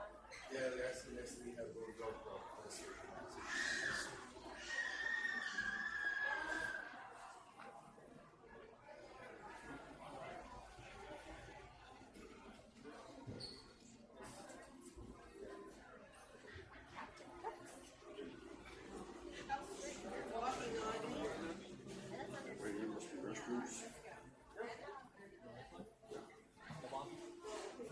Used to be able to get a Dole Whip at Captain Cook's, but they moved it outside. They've got their own little like Dole Whip stand now. And then on the right-hand side, there's Trader Sam's, which is always super busy, though I question the busyness right now. Sounds kind of busy. I guess so. All right, we are headed back to the Grand Floridian. May have a little fog on the camera.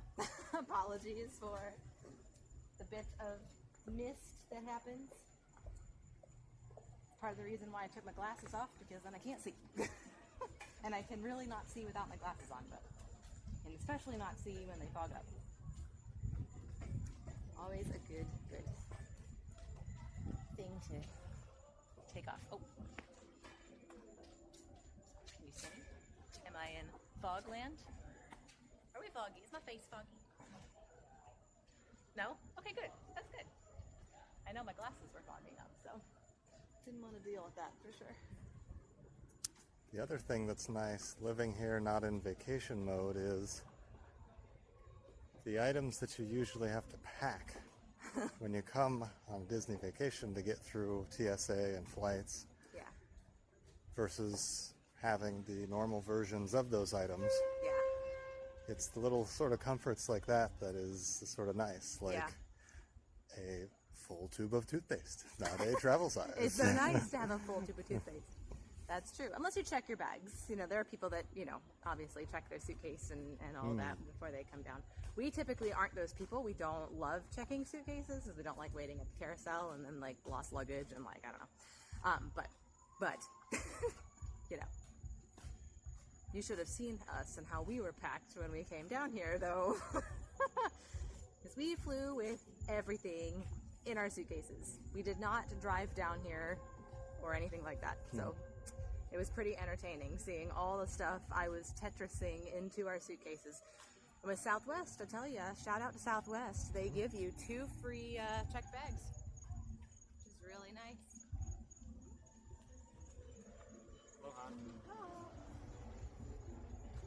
So that's always a good thing. Saves a bit of money when you're able to check 2 full-size suitcases per person for free.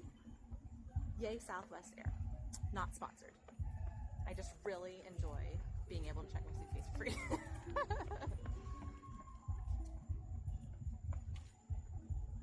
Ooh, do you hear that?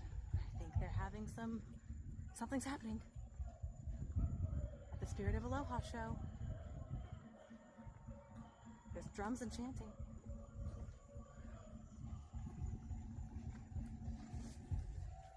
Maybe that's why they don't have music here, because it would like interfere or something.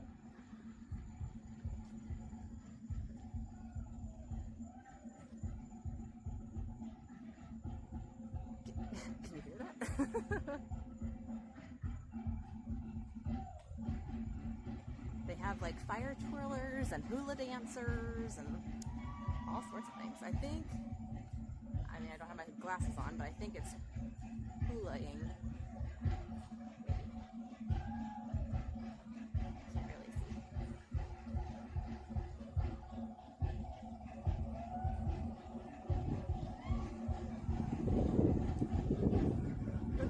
It's so loud.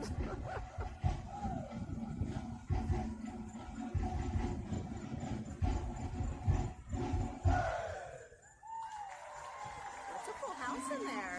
This is pretty full. I think every table's filled. They only do these at certain times a day, so you have to like definitely get a reservation. Probably 60 days out, maybe 180 days out. I think normally you can get a reservation pretty easily for this during the week. If you're interested.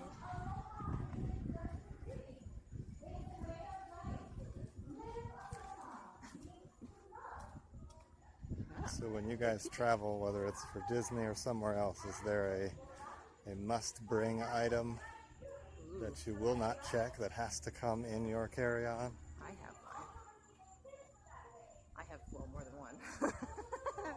But for me, it's the magic bands. Gotta have the magic bands in your check luggage or in your carry-on.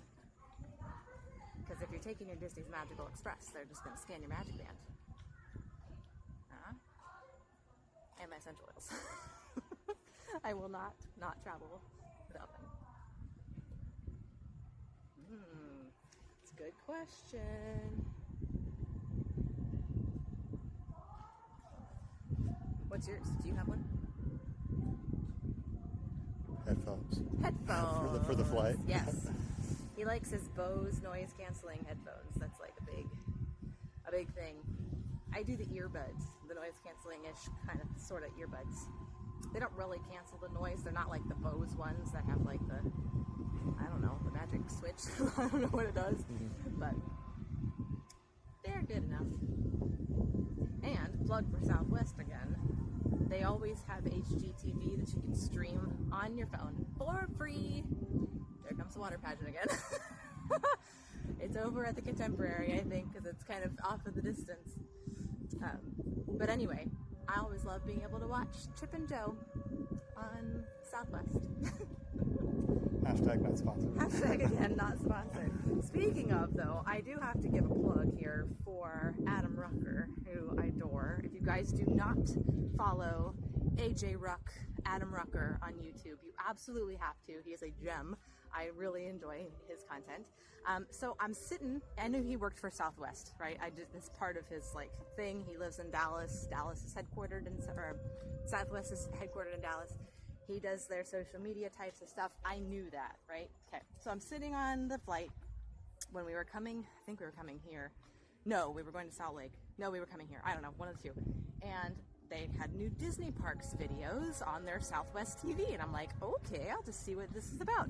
There's Adam Rucker, a YouTuber, doing all of these like Disney videos for Southwest on my phone. And I couldn't even handle it. So I sent him a screenshot because I was like, so excited. It's just super funny. And here's a funny backstory about how I found Adam Rucker. Oh, Holly uses the earbuds too. 2 peas in a pod here. I found Adam Rucker's YouTube videos, YouTube channel, because I was looking for a really good, clean audio of Living with the Land. And he had the best one on YouTube, circa 2010, 2011, there's newer ones on. now, right? Yeah, there's a lot now. But way early on, and so that's how I found his channel. Isn't that silly? The things you do. The whole reason I found YouTube, actually, has to do with Disney. When we came to Disney on our honeymoon, I was too chicken to ride most of the rides. So my mother-in-law asked if we wanted to go back to Disney that following year to do like a big family trip the following year. And I was like, yes, I absolutely do. YouTube had just come out. It had only been out for like a year, maybe, not even. And there was a couple of channels that had filmed the rides on YouTube. It was like the only videos on YouTube were like Disney rides, which was kind of weird. So anyway, that's how I found out about YouTube, was because of these rides being uploaded. Because I wanted to see if they were going to be too scary for me. It's basically what I wanted to do. Because I felt bad, because Mr. Ever After wanted to go on all these rides, and I was too chicken to do it. Like, we walked up to Expedition Everest, and I had to turn around and walk away. So I was like, I can't do it. He like forced me to go on Space Mountain, and I was very grumpy about it. It was fine. Jerky. Hurt my back, but it's okay.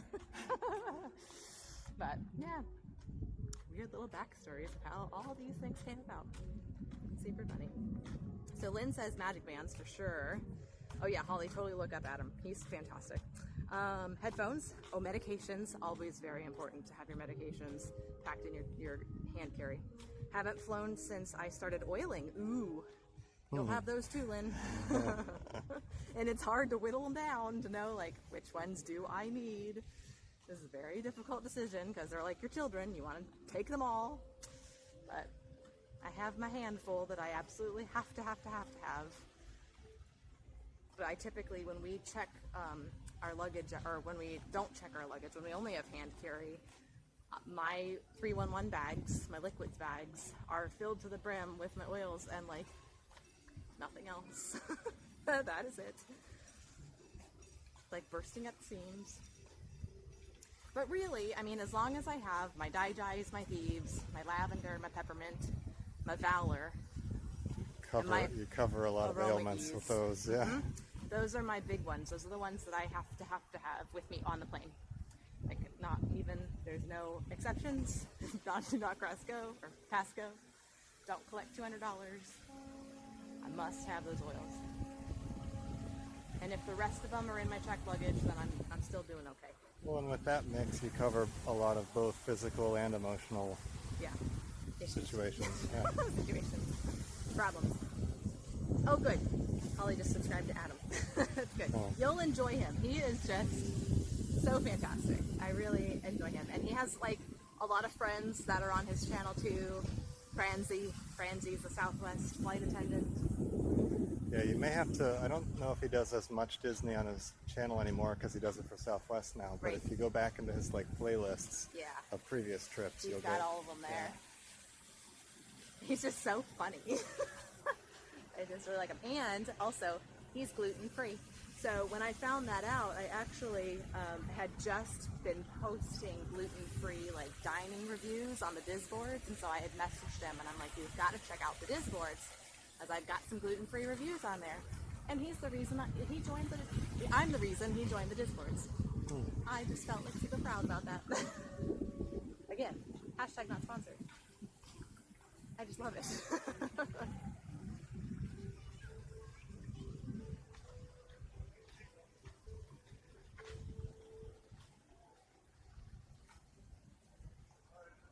The water pageant is so loud, oh my goodness. Like, that's at the Contemporary right now, and we can hear it clear as day over here. So Holly, when you have earbuds in on the plane, what is your preferred audio? Is it audio books? Is it music? Are you looking to tune the world out or be productive? How do you use your airplane earbud time?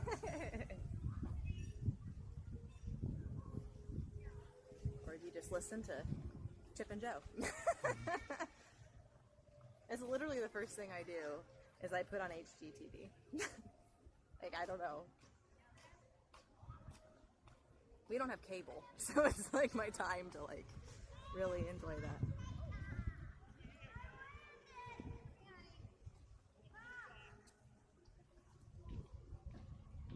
Let's see how we're doing on time. We're doing pretty good. We've got about a half hour until the fireworks start, so we're going to get a nice spot. Want to check the lobby again, or just go straight back? Sure. I mean, do you want some air conditioning? Sure. Let's get some air conditioning. That'll be good.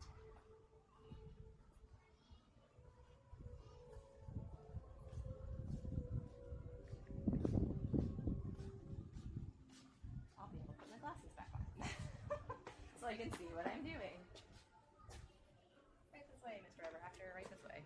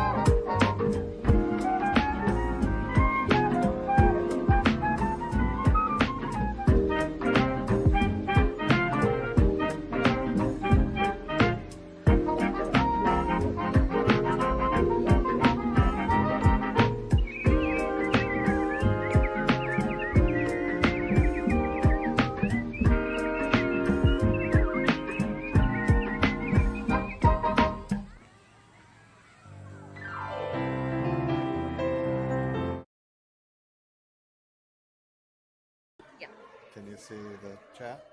I see the chat. Okay. Okay, we are all watered up. Pre-watered, post-water. We're done with water. Got my hair tied. I found one of these from a frizzy mess that this is. But it's so funny to see the delay here. Like, there's such a delay between what you see and what I see, and it's just funny. So we're going to go find a spot for the fireworks. Fireworks start here in just a little bit, so there's actually a really nice spot on the dock at, I guess, where you get off the boat when you're coming from the Magic Kingdom. So we're going to go over there. Oh, you want me on the side? Okay. One thing I gotta tell you guys, because it's just, me. Because we're talking, personalness here, is walking around with a camera at Disney is not a rare occurrence. Everybody's got a camera. Not everybody's streaming all the time with their camera, so that's kind of a funny thing. The looks that I get from people, like, who's she talking to? Is she talking to me?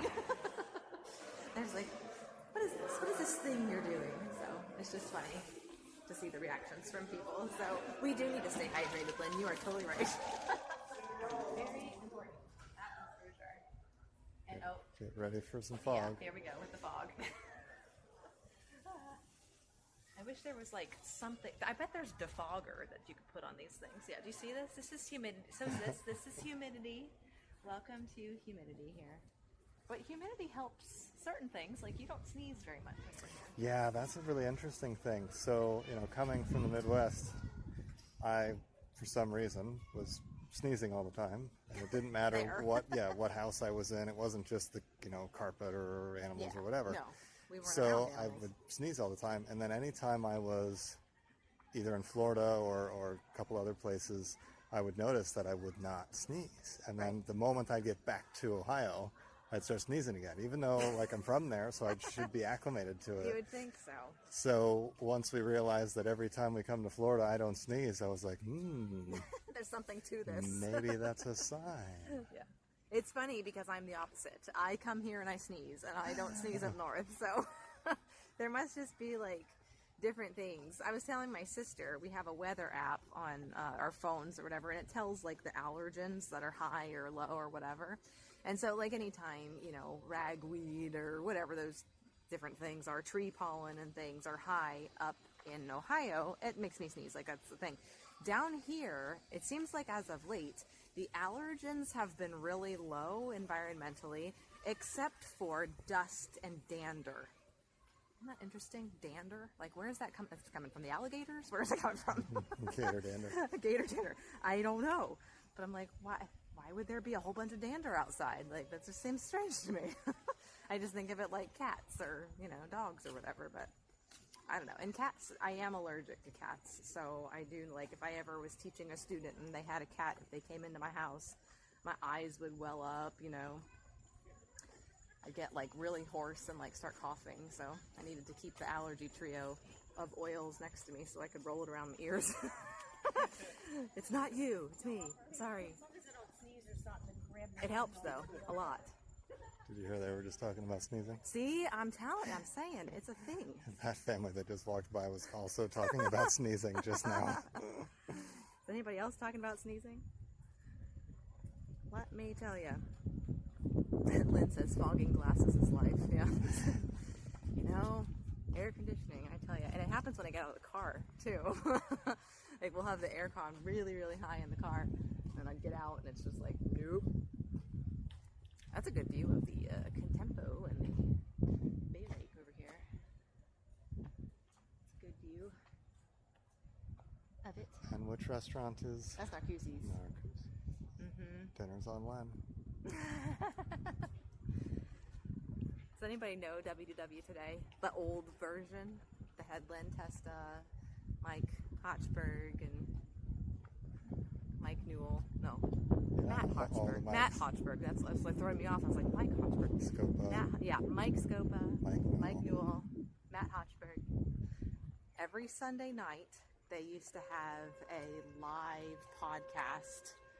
How would they do that? Would they do that on YouTube? I don't think YouTube was streaming live yet. No, it wasn't YouTube. Something else. And we would watch. I would like beam it to my TV. They don't do it anymore. They went to 1,000 and a little over 1,000 episodes. And at that point in time, they just stopped doing it. 1,000 episodes. And they retired. I loved watching them though, man. And listening to their podcast every week. That was like such a thing. Yes, we are back. Welcome back. We are heading to the dock to watch Mickey's Not So Scary Halloween Party's fireworks, and they're new this year. I think they're new this year, because last year they were still Hallowishes. Is that right? Am I making that up? I didn't make that up. But anyway, this is a really good view. So if you get a table at Narcoossee's, that's right by the window. It's a really, really good spot. But if not, this dock is a great spot. I gotta warn you though, it can get a little mosquito-y, so just keep in mind your purification on you and just rub it all over your legs. Because those mosquitoes and no-see-ums here, they bite your ankles and then they drive you crazy. I actually just got this thing too that's called the bite, what is that called? The bite thing or something like that, where it's like the suction cup that like suctions the venom out of you. Sounds really gross. But sometimes you do what you gotta do, so.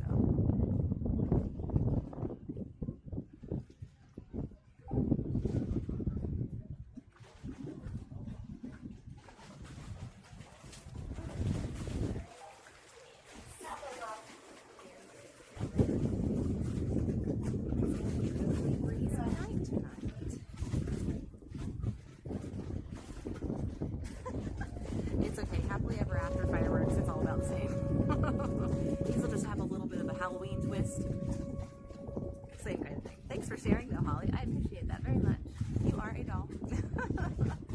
If you guys are just popping on, be sure to like and subscribe. Be sure to hit that notification bell also so you get notified every single time we go live or we have a new video or a post of any kind. We just want to keep you guys informed as best we can as to where we were going, what we're doing, and all the things. So.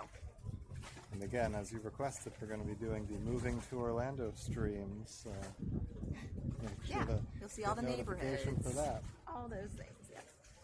I don't know if you can see. You see these little lights, these little tiny lights that are right down here? Little tiny, itsy-bitsy ones. So that's a pathway, and it stops where the sidewalk ends. That's a book. And where it stops, you would just have to like go back and turn around. There was really no purpose. See that red light there? Right. Yeah, that's where the electrical water pageant comes out.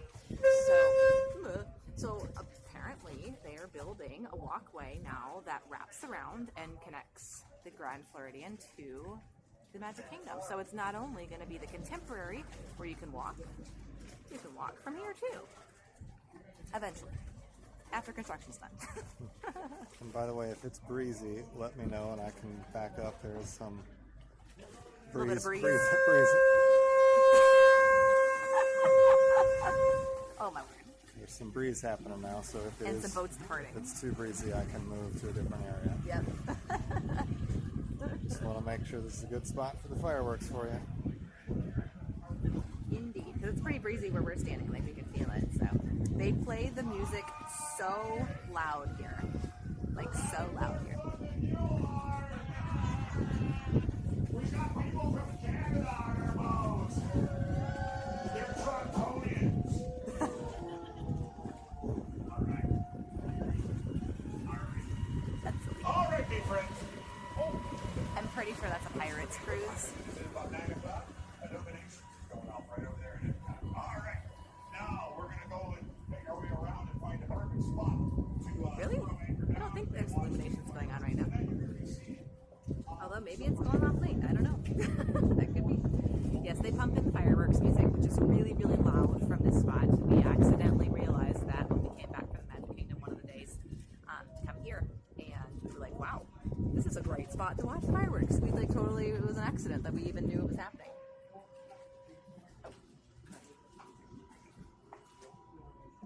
That was good. It's a great spot for it.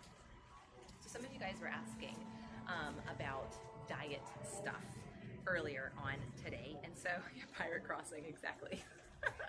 And so I wanted to talk a little bit about that because I had some questions about what we're eating and things like that. So what we are eating, we eat a paleo diet, and basically what that means is that we eat a whole lot of veggies, we eat a lot of fruits, and then we eat some meats, like organic pasture-raised meats and things like that.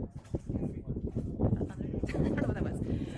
So we don't eat a lot of things. Dairy, grains. We actually also have medical medium principles with how we eat too. If you guys don't know who Anthony William is, the medical medium. So we incorporate a lot of his healing foods into our diet. So we eat a lot of ripe bananas. We eat a lot of dates. We've actually cut eggs and pork from our diet. Eggs is not an autoimmune protocol friendly food, but he recommends that also. And pork we don't eat either. So we do like a lot of game meats though. We do like deer, goat. What else do we do? What do we have today? Lamb. We do lamb. We do chicken and beef, of course, and like some weird things like antelope and like that kind of stuff. Not down here. They don't have it down here that we found locally, but up in Ohio we do that.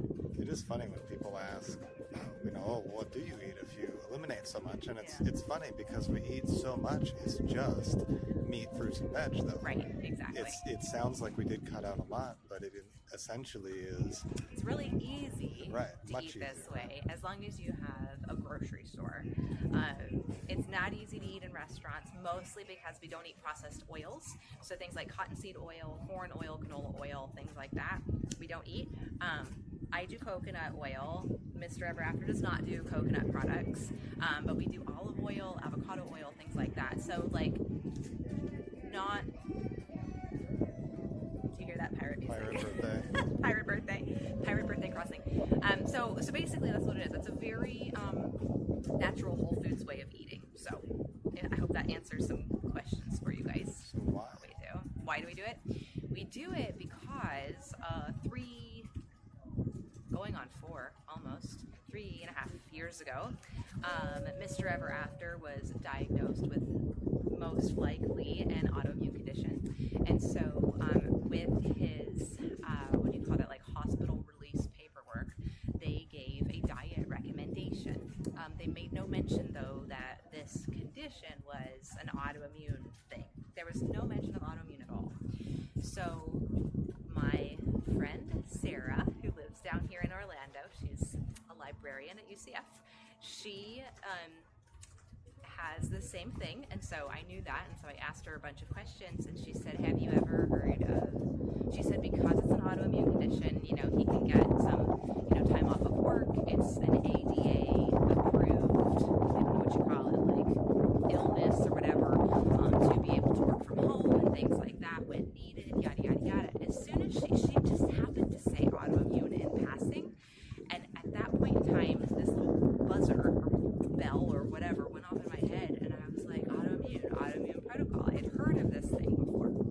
So she had a podcast with Leah, who is a local, like literally her husband works for Disney. She lives like 2 minutes actually from here, right behind us. She eats autoimmune protocol too, and she was on a podcast with Sarah. Sarah is the gluten-free, dairy-free at Walt Disney World website and social media stuff. And so I listened to their podcast. I listened to all those things. I was like starting to research, yada, yada, yada. I was like, pretty much we both at this point were just desperate for something that would help. So we're like, we're going to give it a try. We're just going to see what happens. So I don't know, because I don't think that, is that better? Is that better with the wind? Oh, I apologize for the wind noise. Oh, sorry, Holly. Thank you. So we were like, we're just going to try it and just see what happens, because we were super desperate. So it took about 2 weeks, I think. And at that point in time, he started to feel better, and the rest was history. I mean, really. So we've actually been, sorry about the boat. Oh my heavens. Okay, so we've been following it now with introductions of other things for 3.5 years, and I really attribute that heavily to Mr. Ever After's healing. And so that's why it is so important for us, because it has been such a contributing factor that we stick with the diet, first of all, but that we also share about it too. So that's kind of like a thing that I hope is helpful for you guys. So if you have any questions about that, like paleo or autoimmune protocol, let me know. I'm fairly well read and researched in it. There's a couple good books out there that talk about it. Dr. Sarah Ballantyne has the Paleo Mom website, and she has a really good intro to autoimmune protocol. I do recommend Anthony William, the medical medium. Check out his stuff as well. He talks about a very healing diet too. His is a vegan diet, but it does have like really, really, really good principles, healing food ideas in there too. So you just you gotta find what's right for you is really what it boils down to. And it's not meant to be restrictive. It's meant to allow your body to heal, and then you reintroduce other things. So there we go. Yeah. Hey Lindsay, we're just getting ready for the Magic Kingdom fireworks. Oh, hi Lindsay. I hope you're doing well. We just had a pirate cruise go past us, and the people on the pirate cruise were Canadian. So how about that? Kind of cool. Were they from Scotland? Scottish Canadians? I don't know. I don't think so. Pretty sure not, but. So we are just now waiting for the Magic Kingdom firework. Yeah, they called it something different. It's not Hallowishes anymore. It's like Halla something. Other Halloween-ish thing. So, yeah. Can I do a video about autoimmune with names of authors? Yes, I can do that. I can do a post about it too, with links and things also. Yeah, we'll get you all well informed about it, because it really has, I mean, there's like how many autoimmune conditions? Like 100? Over 100, yeah. It's a lot. And so this has helped a lot of people. Like my friend that lives here, she doesn't have the same autoimmune condition of Mr. Ever After, but like hers is a thyroid thing. But even with that, I mean, she's had a lot of healing, a lot of results from that. So, and she's a great resource, because I'm like following her food pictures and stuff. Where are you eating that? And who's no longer in the wheelchair? Yes, Dr. Terry Walls. She basically cured herself from MS. Like, it's pretty incredible. She was in a recline wheelchair for a very long time, and now she swims, she walks, she has like so much health now from doing an autoimmune friendly type of diet. She has her own called the Walls Protocol. So that's really good for any kind of neurological MS types of diseases. So there you go. Hey Karen, how are you? I hope you're doing well. There was a Canadian boat that went, did you hear that? There was a pirate boat and the people on there were Canadian. We have a lot of Canadian friends here. Oh my. We love our Canadian friends, for sure. Oh, thyroid. Yes. Yep, autoimmune protocol would definitely be something to look into. Anthony William would be something to look into as well. So, for sure. Yep. He really wants to see them. Well, thank you, Lindsay. I appreciate that. I have a good cameraman also. That keeps it steady. I have a shaky hand, so it would be like all over the place if I was holding it, so wouldn't be good. So this is the boat dock at the Grand Floridian.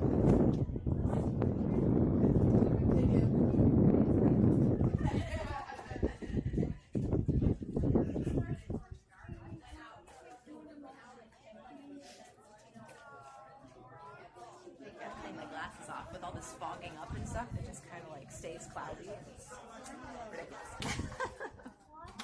All right, we got 4 minutes before the fireworks, guys. 4 minutes. If you have anybody that you think would enjoy seeing Hallowishes or whatever it's called, share the stream out. Let them know. I'm sure they'd be happy to join us. We'd love to have them in the Ever After family. If you haven't already, subscribe and hit that bell notification icon.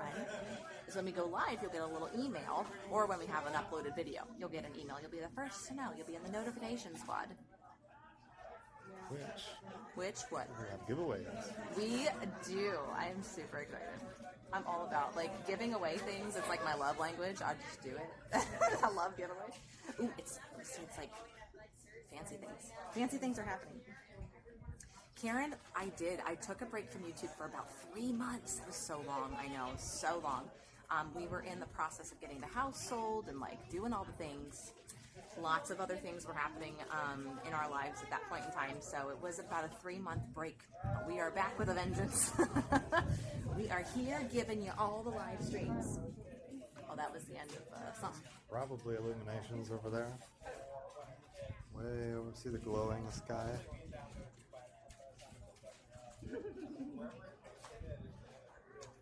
So again, if it gets too windy, just let me know and I'll back up into the coverage. But I'm going to go ahead and step out of the light here. Yes, Karen, we are down in Orlando now. We sure are.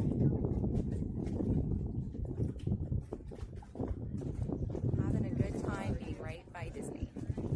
We are definitely getting spoiled, I think. For sure. It's very nice being here. The weather right now, Lindsay, is very humid, but it's actually not too hot at this point in time. During the day, it gets up to about, it feels like of 95, 98, somewhere in there, Fahrenheit. I don't know what that is in Celsius, but it's still fairly humid. It'll be humid probably until mid to end October, and warm. But come November, it should be pretty good.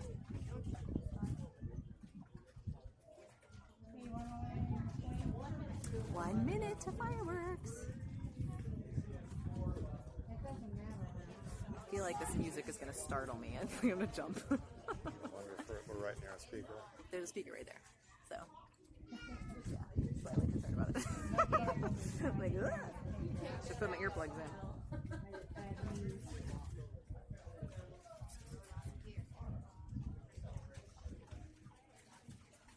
If you guys follow Happiest Vlogs on Earth, they are at the Magic, at the Magic Kingdom this evening at the Halloween party. They were showing some Instagram photos earlier.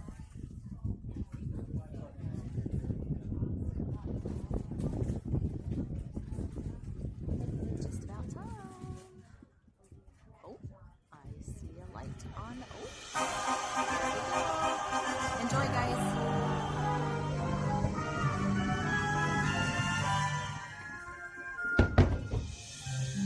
The story that you are about to be told is one for both the young and the old. Unlike anything you've ever seen.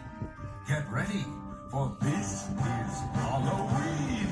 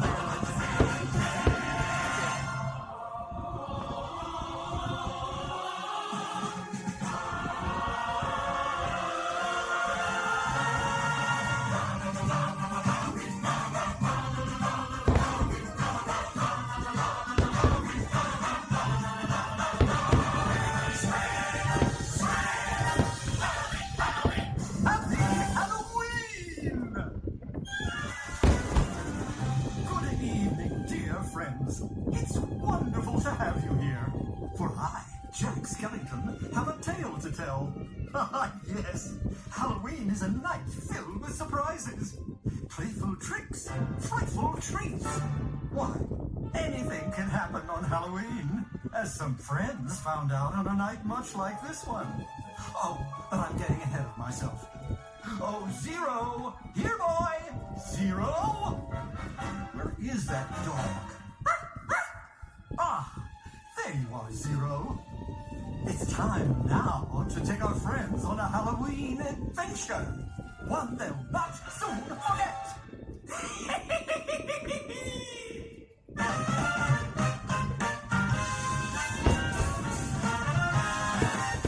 Trick or treat, trick or treat, trick or treat for Halloween. Better get that treat that's good to eat if you want to eat by serene. Trick or treat, trick or treat, trick or treat, trick or treat. So don't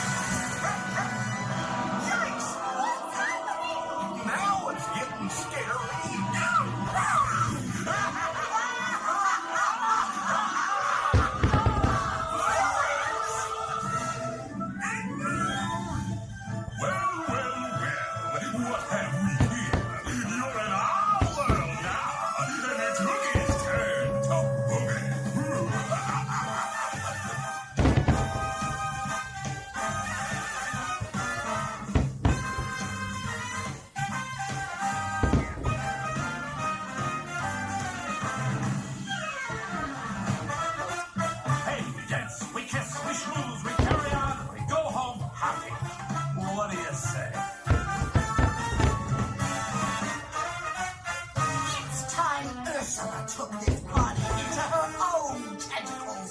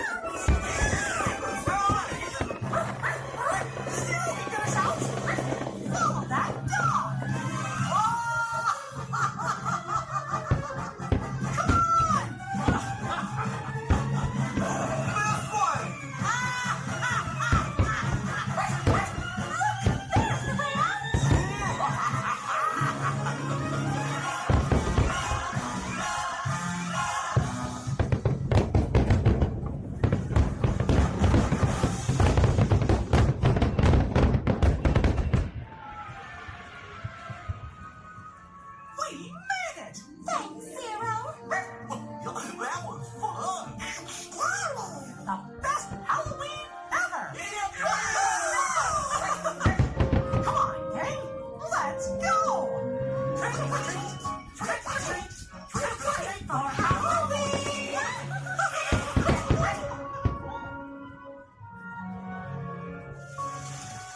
What a perfect Halloween tale, filled with playful tricks and frightful treats, just as I promised.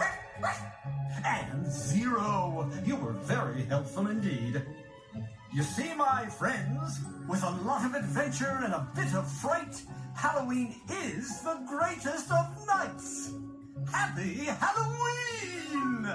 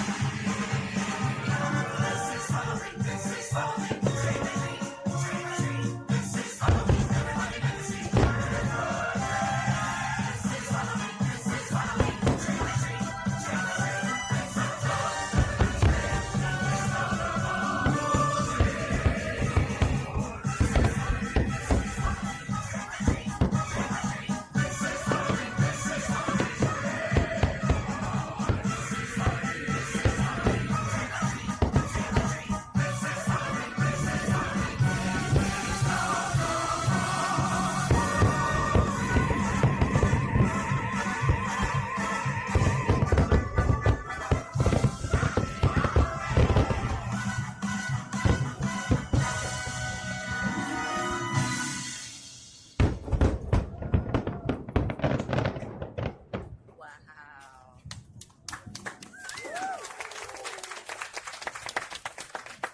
Always a fabulous show. Fabulous show. Hey, you want me to move? So what'd you think, guys? Did you like it? I think, honestly, after seeing Hallowishes for the last 3 years, right, or whatever, this is, I think, a better show than Hallowishes. Those of you guys who know Hallowishes, purists, might not agree with me. Do you agree with me? Was this as good as Hallowishes? That's my thought. I thought it was. Did you like it? Yeah. I thought it was good. I don't know, but did you like it? Mr. Ever After liked it. Yeah, it is such a good show. We really, really like that. So, hope you guys enjoyed hanging out with us tonight. Thank you so much for sticking it out all these, how long have we been live? A long time, right? Yes, thanks for watching, Karen. I'm glad you enjoyed it. Halloween starts now. It starts in August here in Disney, but it's always a good time to share this stuff with you guys because we enjoy it ourselves. We know that you guys enjoy it too. So thank you so much for joining us tonight. We will be live from the parks every single day. Be sure to hit that subscribe bell. Well, I guess it's a notification bell. Subscribe button and the notification bell. You'll get notified every single time we go live or have a vlog video or even have a post on YouTube too. And we'll keep them updated on the weather this week. Yeah. Oh yes, we will keep you well aware of what is going on with the hurricane which is coming soon. Coming. Yeah, coming soon to a a laptop near you. So anyway, we enjoyed hanging out with you guys tonight. Yeah, thank you guys so much for hanging out. We really appreciate it, and we're excited to have these each evening with you. Yep, we'll share way more of all this Disney stuff, more of us, and we are excited to learn more about you guys too, especially if you are new around here. Be sure to say hi, let us know where you're from, and we're happy to have you in our Ever After family. All right, folks, we'll see you all very soon. Have a good night. Take care. See you tomorrow.